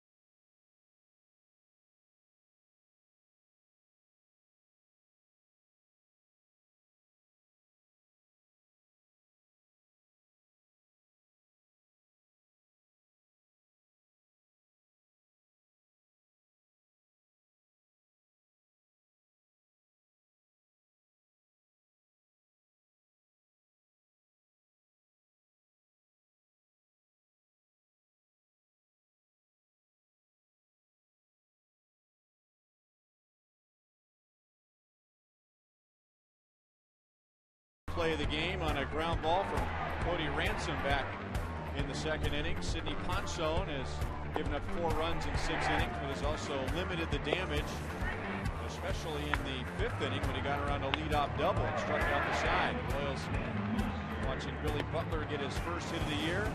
Mike Aviles has one of the 3 hits for the Royals in the first 6 innings, but only 3 hits in 6 innings against Andy Pettit.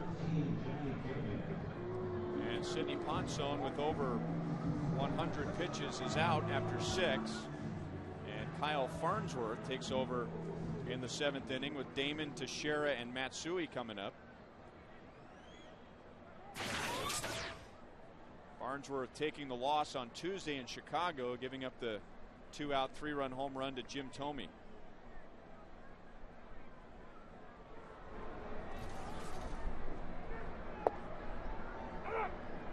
Sidney Ponson is certainly capable of pitching better, but I think all things considered, if you would have offered the Royals 6 innings from Ponson today and giving up just 6 hits and 4 runs, I think they may have taken it. I think so too, Ryan. I think he came out and really did an admirable job today. Your defense kind of let you down, even though it doesn't show much in the error column, but on the mental side, there were a couple plays that really could have changed the game around for him from a run scored standpoint. Yeah, a couple plays in particular in the first inning is the difference between a 4-1 game and maybe a 2-1 game. Right. I tell you, those are the things that don't show up in the box score, and those things you go back and well, if we'd have done that, if we'd have done this, then they kind of come back to haunt you. But it just sort of lets you know that even though you're in a close game, even playing defense on the infield, there are certain balls you just have to get in front of. You got to block and knock the ball down and then try to make the play after that. Damon down on strike, so good start for Farnsworth. And now Mark Teixeira. Remember, you can get your team gear at the official online pro shop of the Royals. Shop the largest online selection of Royals caps, t-shirts, jerseys, and more. 24 hours a day, 7 days a week. Get your gear straight from the source, theroyals.com pro shop. Mark Teixeira working on a perfect day. 2 walks, a double, a run scored.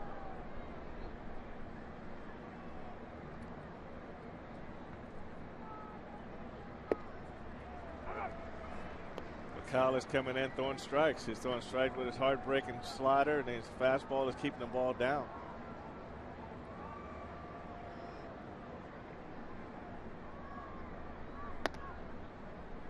.98 on that pitch, but there was something that Miguel Olivo didn't like. He's going to go out and talk to Farnsworth.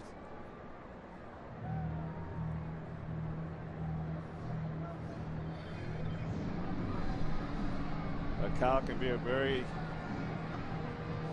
big guy on the mound. He gets on top of the mound, it looks even bigger.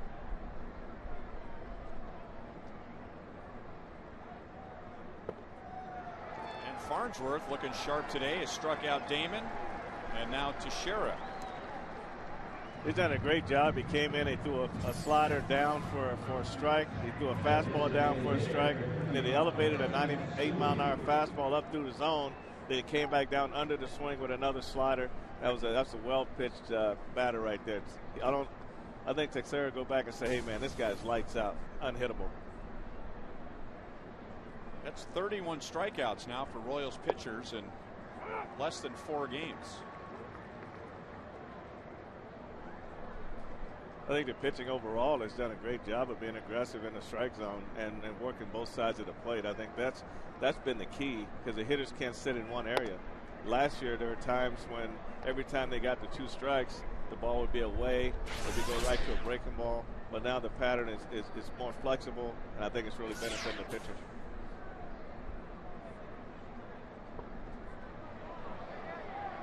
Almost hit him on the foot.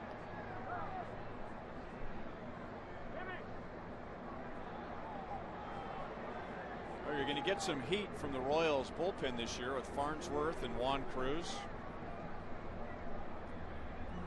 I think Tejeda's somewhere up around 96 when he comes in.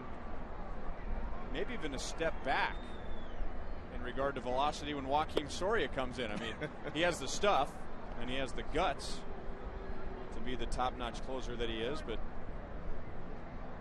the guy setting up Soria throwing some fire up there. Yeah, he's painting with that fastball, and if he stays true to form, he'll go down under with that slider down under his swing into what they call a back leg slider. But right now, he's done an outstanding job of keeping them all down.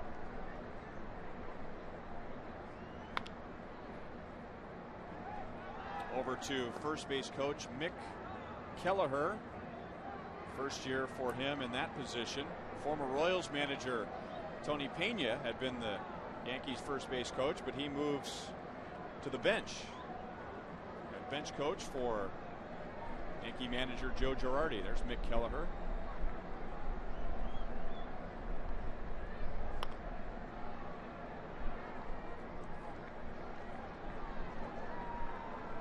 There's Tony. Royals hoping to regain some of the magic that we saw in 2003, the We Believe season. The Royals stunning everyone in baseball and hanging in there until the middle of September. Manager of the year that year. Farnsworth strikes out the side. 7 strikeouts for Royals pitchers. Stretch time at Kauffman Stadium. Well, he stayed true to form with this tough slider. If 2 strikes, he's really going away with the slider.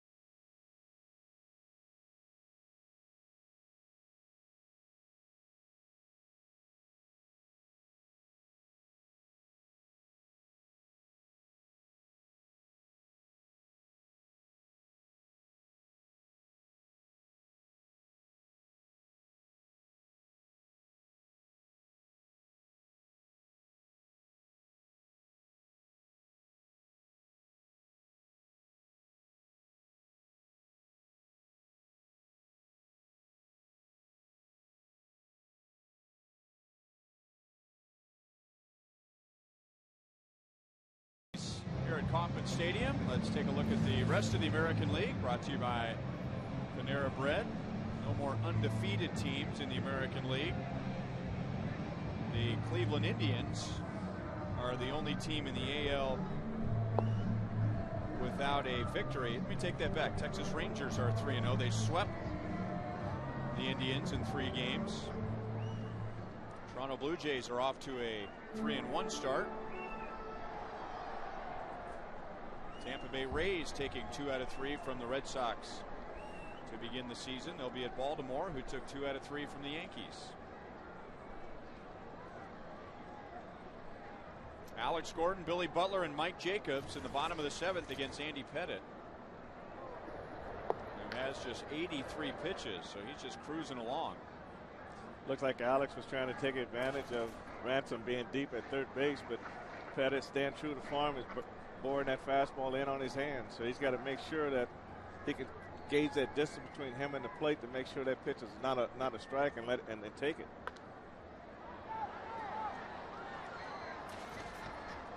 The last few years, there has been less and less room behind home plate because of the crown seats. That began in '99, which I think it was about 2 or 3 rows, and then 4 rows, And so in 1998, Jorge Posada might have had a shot at that pop-up. They said the people in the front row are actually closer to the batter than the pitcher.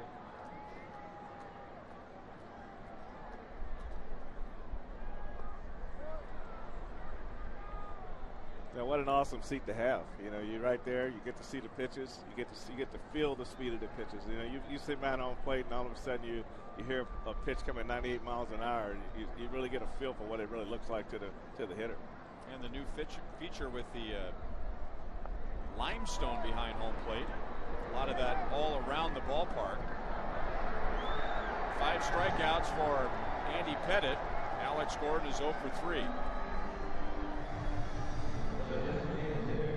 So there could be, even though the signage board behind home plate covers most of the area behind the catcher, depending on the bounce, you're not going to get a true hop because of the texture of the limestone. You have to be very careful going back and playing the bounce.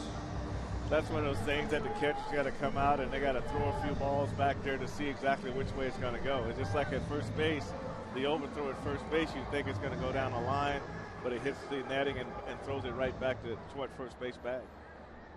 Well, the numbers go up as far as what the fans are most excited about at Kauffman Stadium. The outfield experience now at 67% in the sprint, you call it, followed by the wider concourses. I would have thought more bathrooms would be on that on that list. Really? You know, one of the great things about the outfield experience is the way they've blended it in. I mean, it's still on one hand, it's a beautiful sight, but on the other hand, I almost forgot what it looks like without it. It just looks like it's been there all the time. Well, you're right. They blended in very nice. And if you don't shoot the water up in the air, the fountains just kind of blend in out there. I'd love to see it the first night game. I think it's really going to look great out there.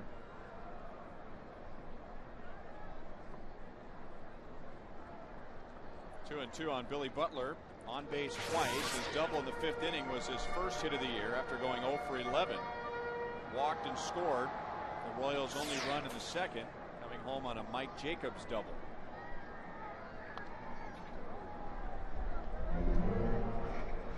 Back again tomorrow night in high definition at 6:10 with Horacio Ramirez and CC Sabathia. Coverage starts at 5:30 with Royals Live with Joel Goldberg.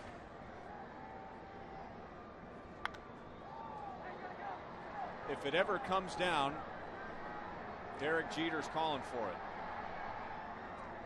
That would have challenged the roof at the Metrodome.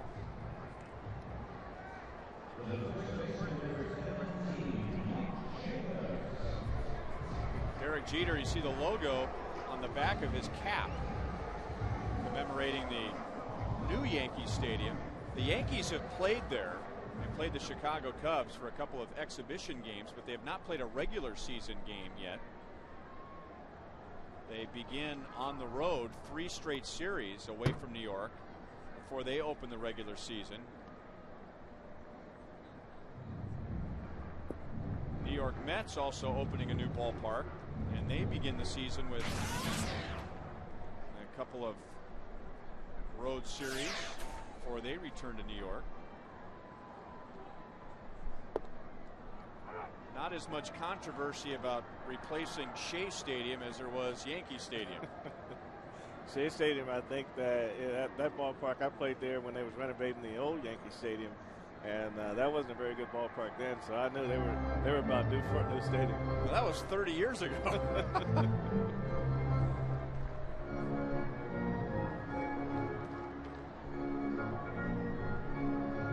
If you're in New York, they give you a week or longer to get your stadium ready. If you're in Kansas City, you get 3 days.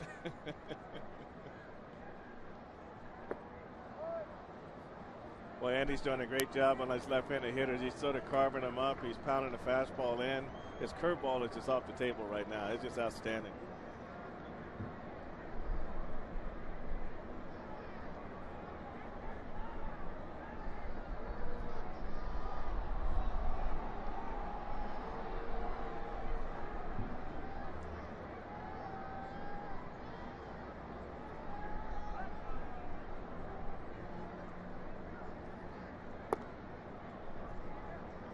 coming off the pitch. 2-2 on Jacobs. Jacobs has face petted 5 times before today. A couple of hits and a home run.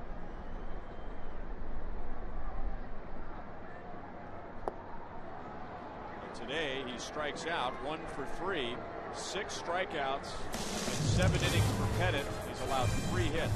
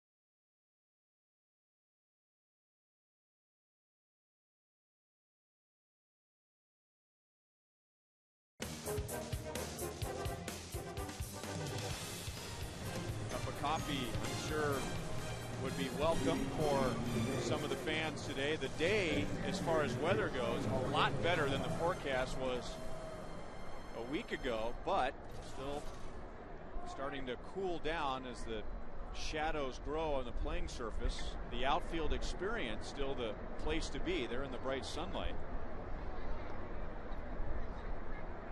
Jamie Wright is the new Royals pitcher. Yankees scoring all 4 of their runs off of Sidney Ponson. That was in 6 innings. And then Kyle Farnsworth, another former Yankee, struck out the side in the 7th. And now Jamie Wright, who joined the Royals as a non-roster invitee in spring training. Second time with the Royals. Pitched in 4 games in 03 after beginning the year in Omaha, and then began 04 in Omaha, and then finished the season with the Colorado Rockies.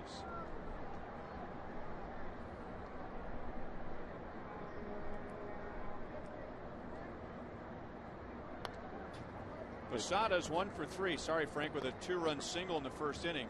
And for me, that's the play of the game. That ball's knocked down. The inning's over, but able to hit a bullet past Mike Jacobs to get Damon and Teixeira to the plate. Well, that's true, and that proved to be a big run, followed by the decision that Castro made to go to first base rather than tag the runner, and that runner eventually scored also.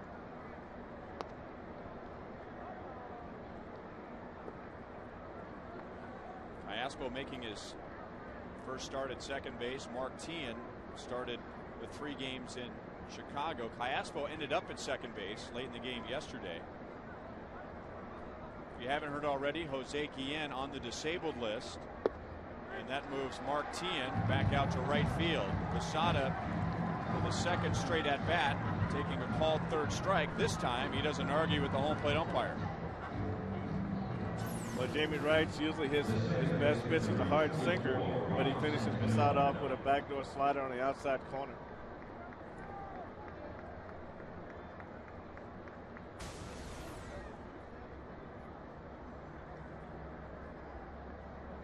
That'll bring up Robinson Cano. 2 singles, a walk, and a run scored. Cano beginning 2009 the way he finished 2008. And if you combine the end of last year and the beginning of this year, he's in the middle of a 15-game hitting streak. That'll make a hitter feel real good. If you know that you're seeing the ball, know that you're squaring it up, that's pretty nice. You know, Ryan, the one thing about the Royals pitching, these guys are really coming out throwing strikes. They're really pounding the strike zone. Pretty good strikeout to walk ratio. Ponson walked 3, so the Royals have walked 10. But they have struck out 8, so they have a 33 to 10 strikeout to walk ratio, almost 3 to 1. Well, over 3 to 1. That's got to make pitching coach Bob McClure feel like what he preached in spring training they really bought into. And I think one of the toughest things he had to convince his pitchers last year were the pitching side, and they've done a real good job of that so far this year. They started in spring training, and it's carried over very well. 2-2 on Cano. Jamie Wright grew up in Oklahoma City. His favorite team was the Royals. His father is from Hutchinson, Kansas, so he inherited a love for the Royals from his dad. I remember a game in 2000 when Jamie Wright was pitching for the Milwaukee Brewers, and he left about 80 tickets for family and friends making the drive from Oklahoma City. I think my first game here when I came up was I left about 45 tickets. Never realized you had so many friends, did you? Well, it's your hometown. You know they're coming from somewhere. Yeah. That's for sure.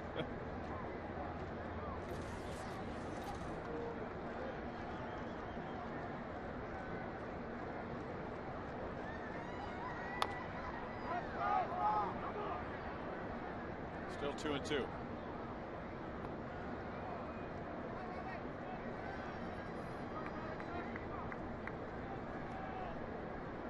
Royals and Yankees last year split 10 games.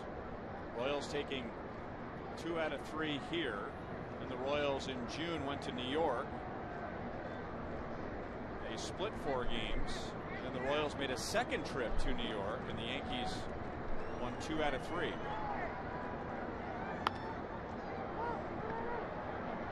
De Jesus started back. The wind knocks it down, and running down the lane of some of the waning sunlight. The right fielder, number 43. 2 down.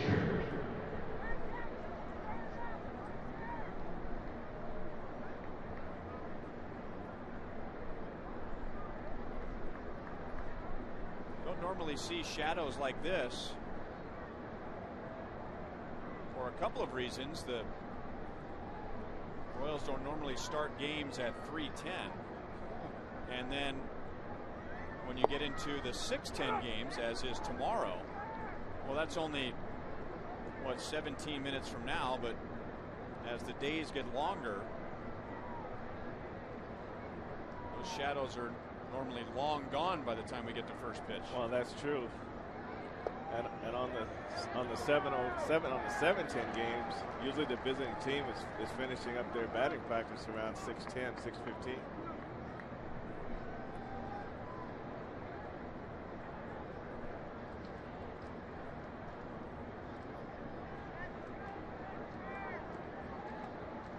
Jamie pitches with a lot of intensity. I mean, he really likes to compete. You just have to talk to him and only see that. You know, he likes to get out there and he likes to go after it.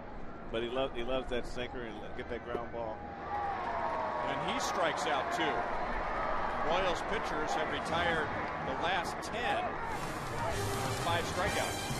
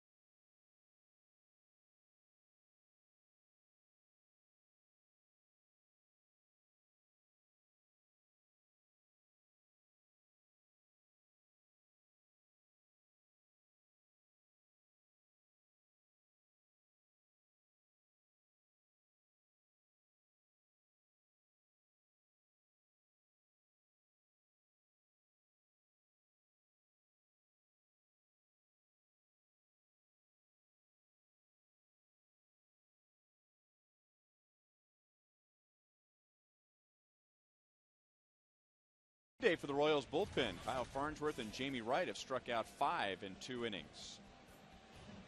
Time now for the AMCO AA MCO clutch play of the game. Alex Gordon, this dive against Cody Ransom in the second.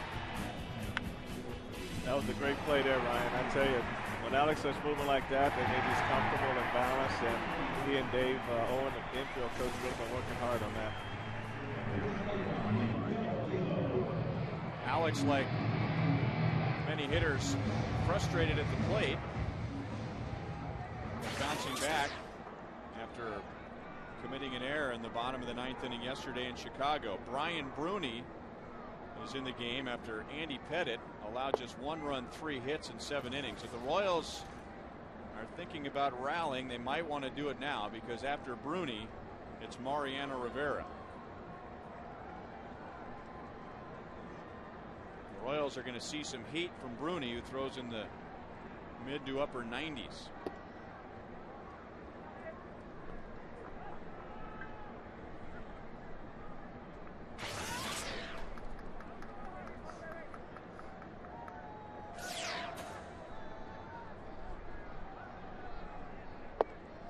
Brian Bruni pitched in a very interesting game last year. Second home game of the year. It rained all night. I mean, we were dealing with puddles, literally, on the infield. And Ian Kennedy was scheduled to start for the Yankees, going up against Zach Greinke. But Joe Girardi was so convinced that there was going to be a long rain delay that he didn't want to start his starter. So he started Brian Bruni. After 157 relief appearances to begin his career, he was the starting pitcher. And then later in the game, when we all realized that we're going to play through this thing, Ian Kennedy later came in. Yeah, that was a nasty, nasty night. That's when all the water rushed down in the center field, and the warning track was all muddy and had all type of front office people out there trying to figure out what to do with all the mud. It was some kind of game. Olivo 0 for 3. That's his second strikeout. That was one of the hazards of the new construction at Kauffman Stadium, because remember, it was that tunnel in right field, wasn't it? Yeah, but they had it blocked off, but so much water ran down there, it just kind of knocked it down and just came out and just ran around the warning track, and all the padding was laying on the field, and there was a lot of people were convinced we weren't going to play.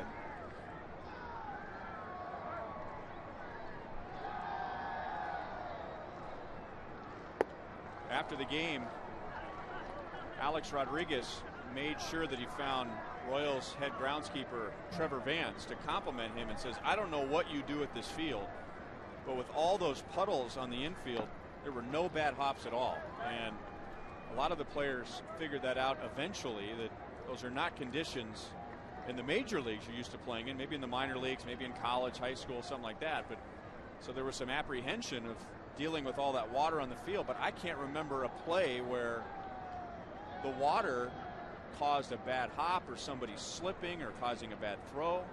Yeah, if anything, water would just cause the ball to slow down from lack of speed, getting heavy. But if you go back to the old AstroTurf that we had here, they had a draining system underneath, and when they replaced this dirt on top of that, they improved that draining system. And with the mixture that Trevor uses in his infield, the water just kind of soaks down through those drains and drains away. So it holds water very well. Another strikeout for Bruni. The Yankees also piling up the strikeouts. Pettit at 6. Now Bruni has 2. The one thing that Kevin Seitzer talked about in spring training was when you get to 2 strikes, cut your swing down, try to be a little more selective, try to put the ball in play. Your first 2 swings, he wants you to maximize, try to drive the ball in the alleys. But what you've seen so far today and probably yesterday with 2 strikes, first of all, they're taking pitches that are too close, and then the swings are just too big.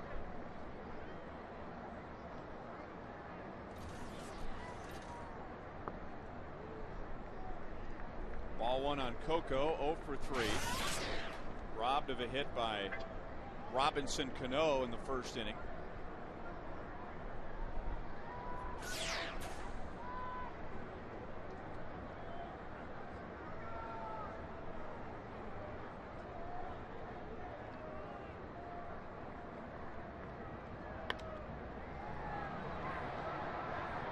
Jeter in shallow left field.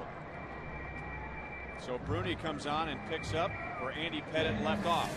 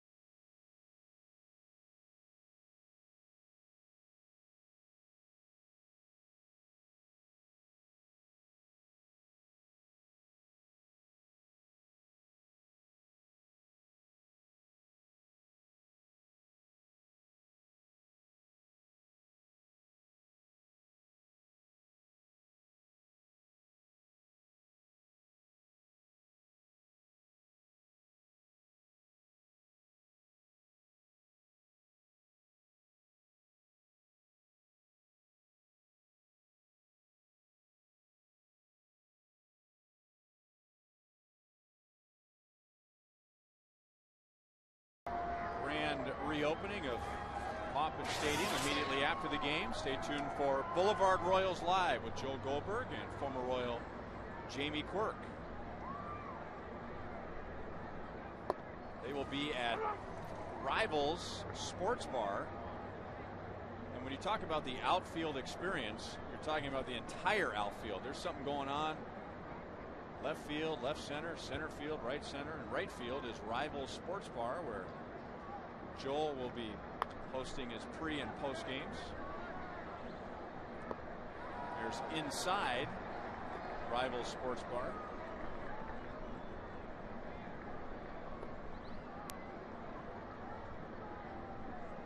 And that's the rooftop of Rivals. The party deck. Kind of a similar look to the rooftops at Wrigley Field, although these are actually in the ballpark. Jamie Wright strikes out his third. And you talk about some strikeouts today. The Royals have struck out 10. The Yankees have struck out 18. We've seen a lot of strikeouts in the last 3 ball games.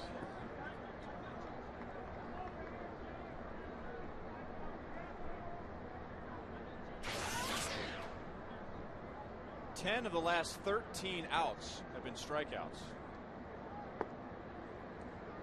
Could be that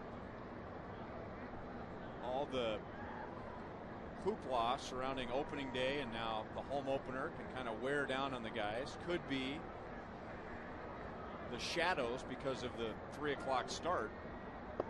Not a whole lot going on offensively in the last 4 innings. I'm going to give it to the pitching.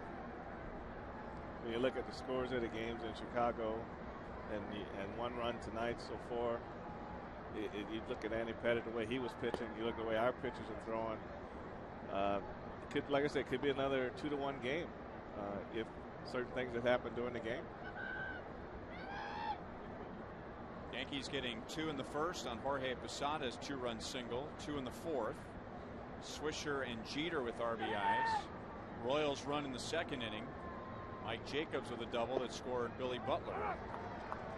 Could be a 2-1 game. Could be a 4-0 game if Nick Swisher handles a fly ball in right field. Well, that's true too. A lot of ifs today. A lot of ifs. If and ands.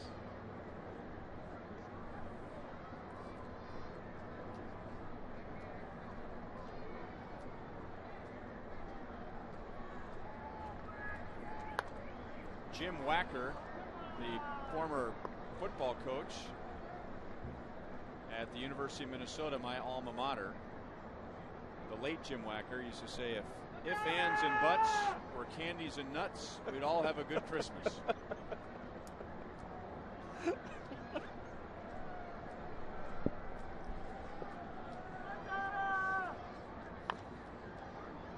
Gardner can fly, and Alex has to hurry. Didn't get him.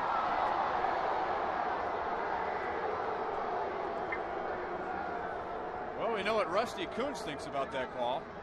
Well, that was a great play on Alex's part. Brett Gardner's got such good speed, and the umpire's taught to watch the base and listen for the ball, and he felt that Gardner beat the throw. Alex did everything he could on that play right there.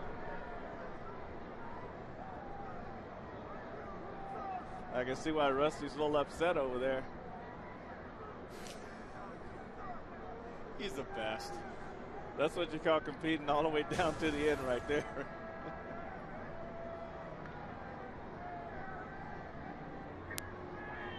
Derek Jeter 0 for 4. He does have a run driven in, his third of the year.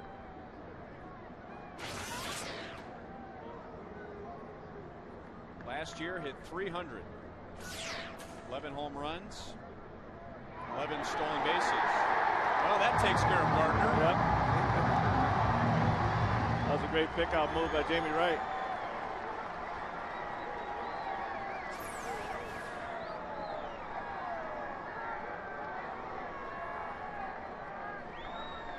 A lot of times when you get base runners out there, they don't really take that one-way lead. They know they can run, they know they're quick, but they really don't know the move, the best move of the pitcher on the mound. So rather than getting a one-way lead where you get out there where your thoughts always going back to first, they go out there and all of a sudden they're stunned by the move. You have to always test the waters. You have to go out there and say, look, I'm gonna get my lead. I'm going back. Any move he makes, I'm going back. Now you know you can either shorten up a half a step, maybe take another half a step. But you got to make the pitcher show you his best move before you can get out there and get comfortable. Royals will face Mariano Rivera in the bottom of the ninth inning, and we'll have Mike Aviles, David DeJesus, and Mark Teahan coming up.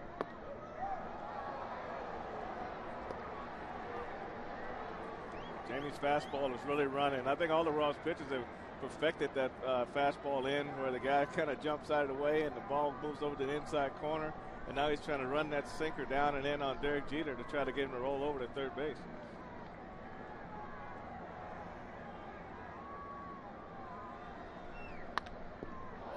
How about this? That's nice. Just the way they practice it in spring training. Great foot save right there. Jamie Wright faces just 3 in the ninth inning. Does he get an assist? Yeah.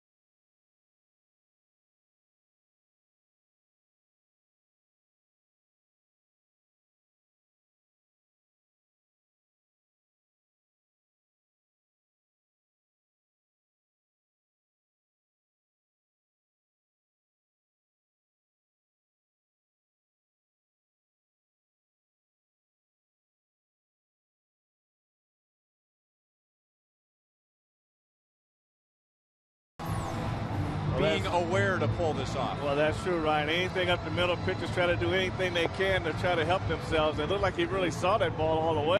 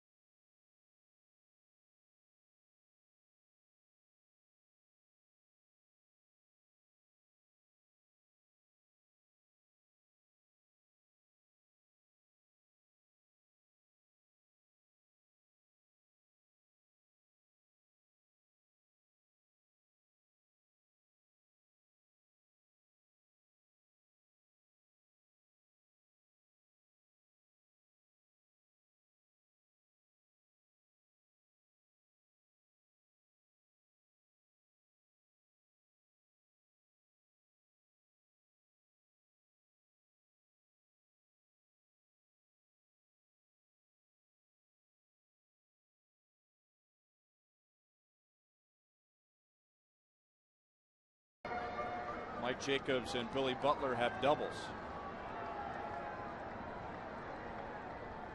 Rivera had right shoulder surgery during the offseason.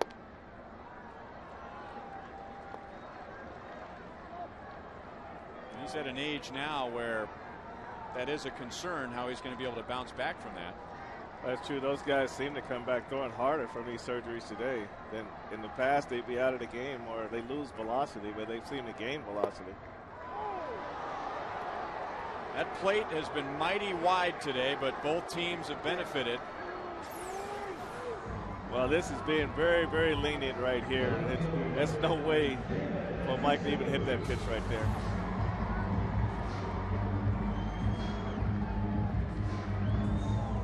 In one of the games where the Royals got to Mariano Rivera, David DeJesus hit a home run against him to tag him with a blown save. It was at Yankee Stadium.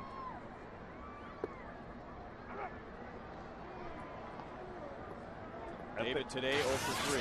I think, Ryan, if I was pitching this game today, I would stay on the corners. I don't think I would even throw the ball down the middle of the plate at all.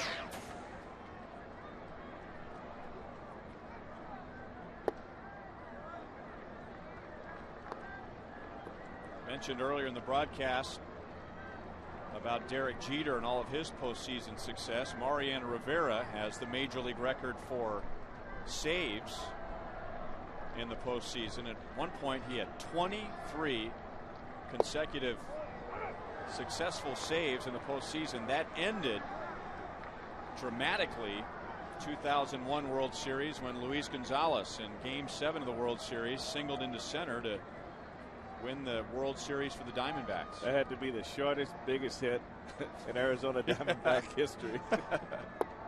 And painful, too. I bet his hands were ringing. I bet he didn't feel those hands ringing. Yeah, the infield end, and the ball hits right on the edge of the outfield grass. Oh, man, what a play. But he'll be remembered forever in Phoenix, in Arizona. Teixeira to the bag, 2 down. Rivera also has the distinction of he's the only pitcher in Major League history, and I'm glad this graphic came up, second all-time in saves. He's the only pitcher in Major League history to have 400 or more saves for only one team. And I thought, well, what about Trevor Hoffman? I mean, didn't he get all those saves with the Padres? Hoffman's now on the disabled list with the Brewers. I didn't realize Trevor Hoffman had a couple of saves, and I mean literally like 2, with the Florida Marlins before he went to San Diego. I was not aware of that. He was a magician with the changeup. He got more done with less than any pitcher that's gone out there to do the saves. You know, you saw Lee Smith, most of the guys are power guys.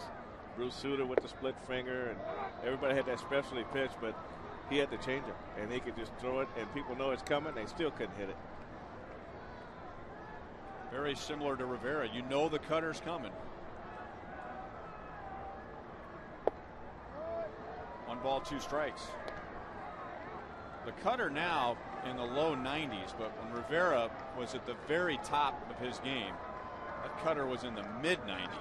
He was breaking bats on a regular basis, especially left-handers. He threw it about belt high, let it come in on you, and guys check their swings, break their bats. He just tied them up inside. He didn't always have the cutter. When he first came up, remember, he was the setup man for John Wetland, and he just threw 98. Reached back, let it go. And as the story goes, he just stumbled across the cutter. He was just playing catch one day in the outfield and went, huh, that's interesting.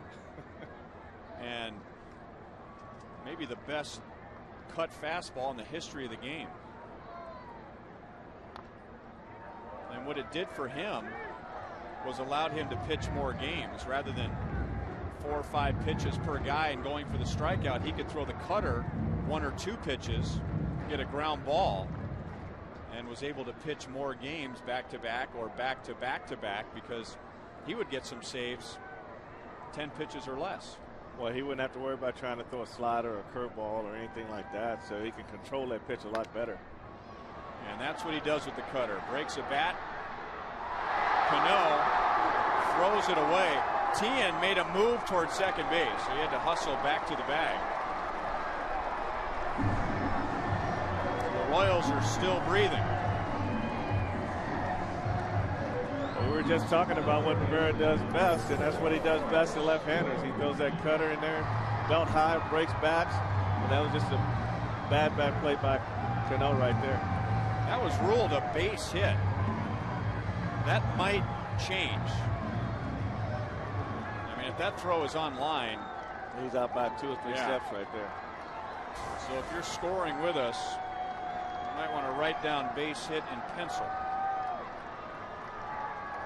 Royals need one more runner for a chance.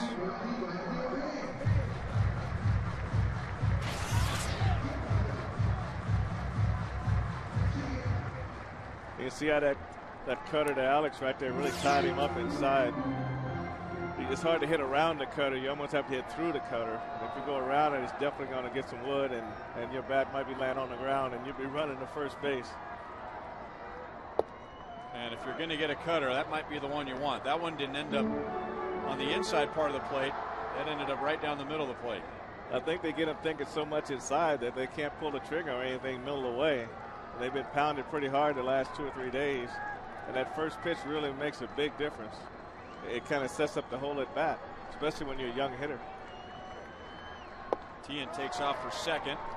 Doesn't matter as Rivera strikes out Gordon on 3 pitches. So the Royals lose their first game at New Kauffman Stadium. It was 36 years ago today when the original Royals Stadium opened, and the Royals defeated the Texas Rangers 11-2. Paul Splittorff was a winning pitcher on a frigid day, and now the grand reopening of Kauffman Stadium. The result is a loss to the Yankees 4-1.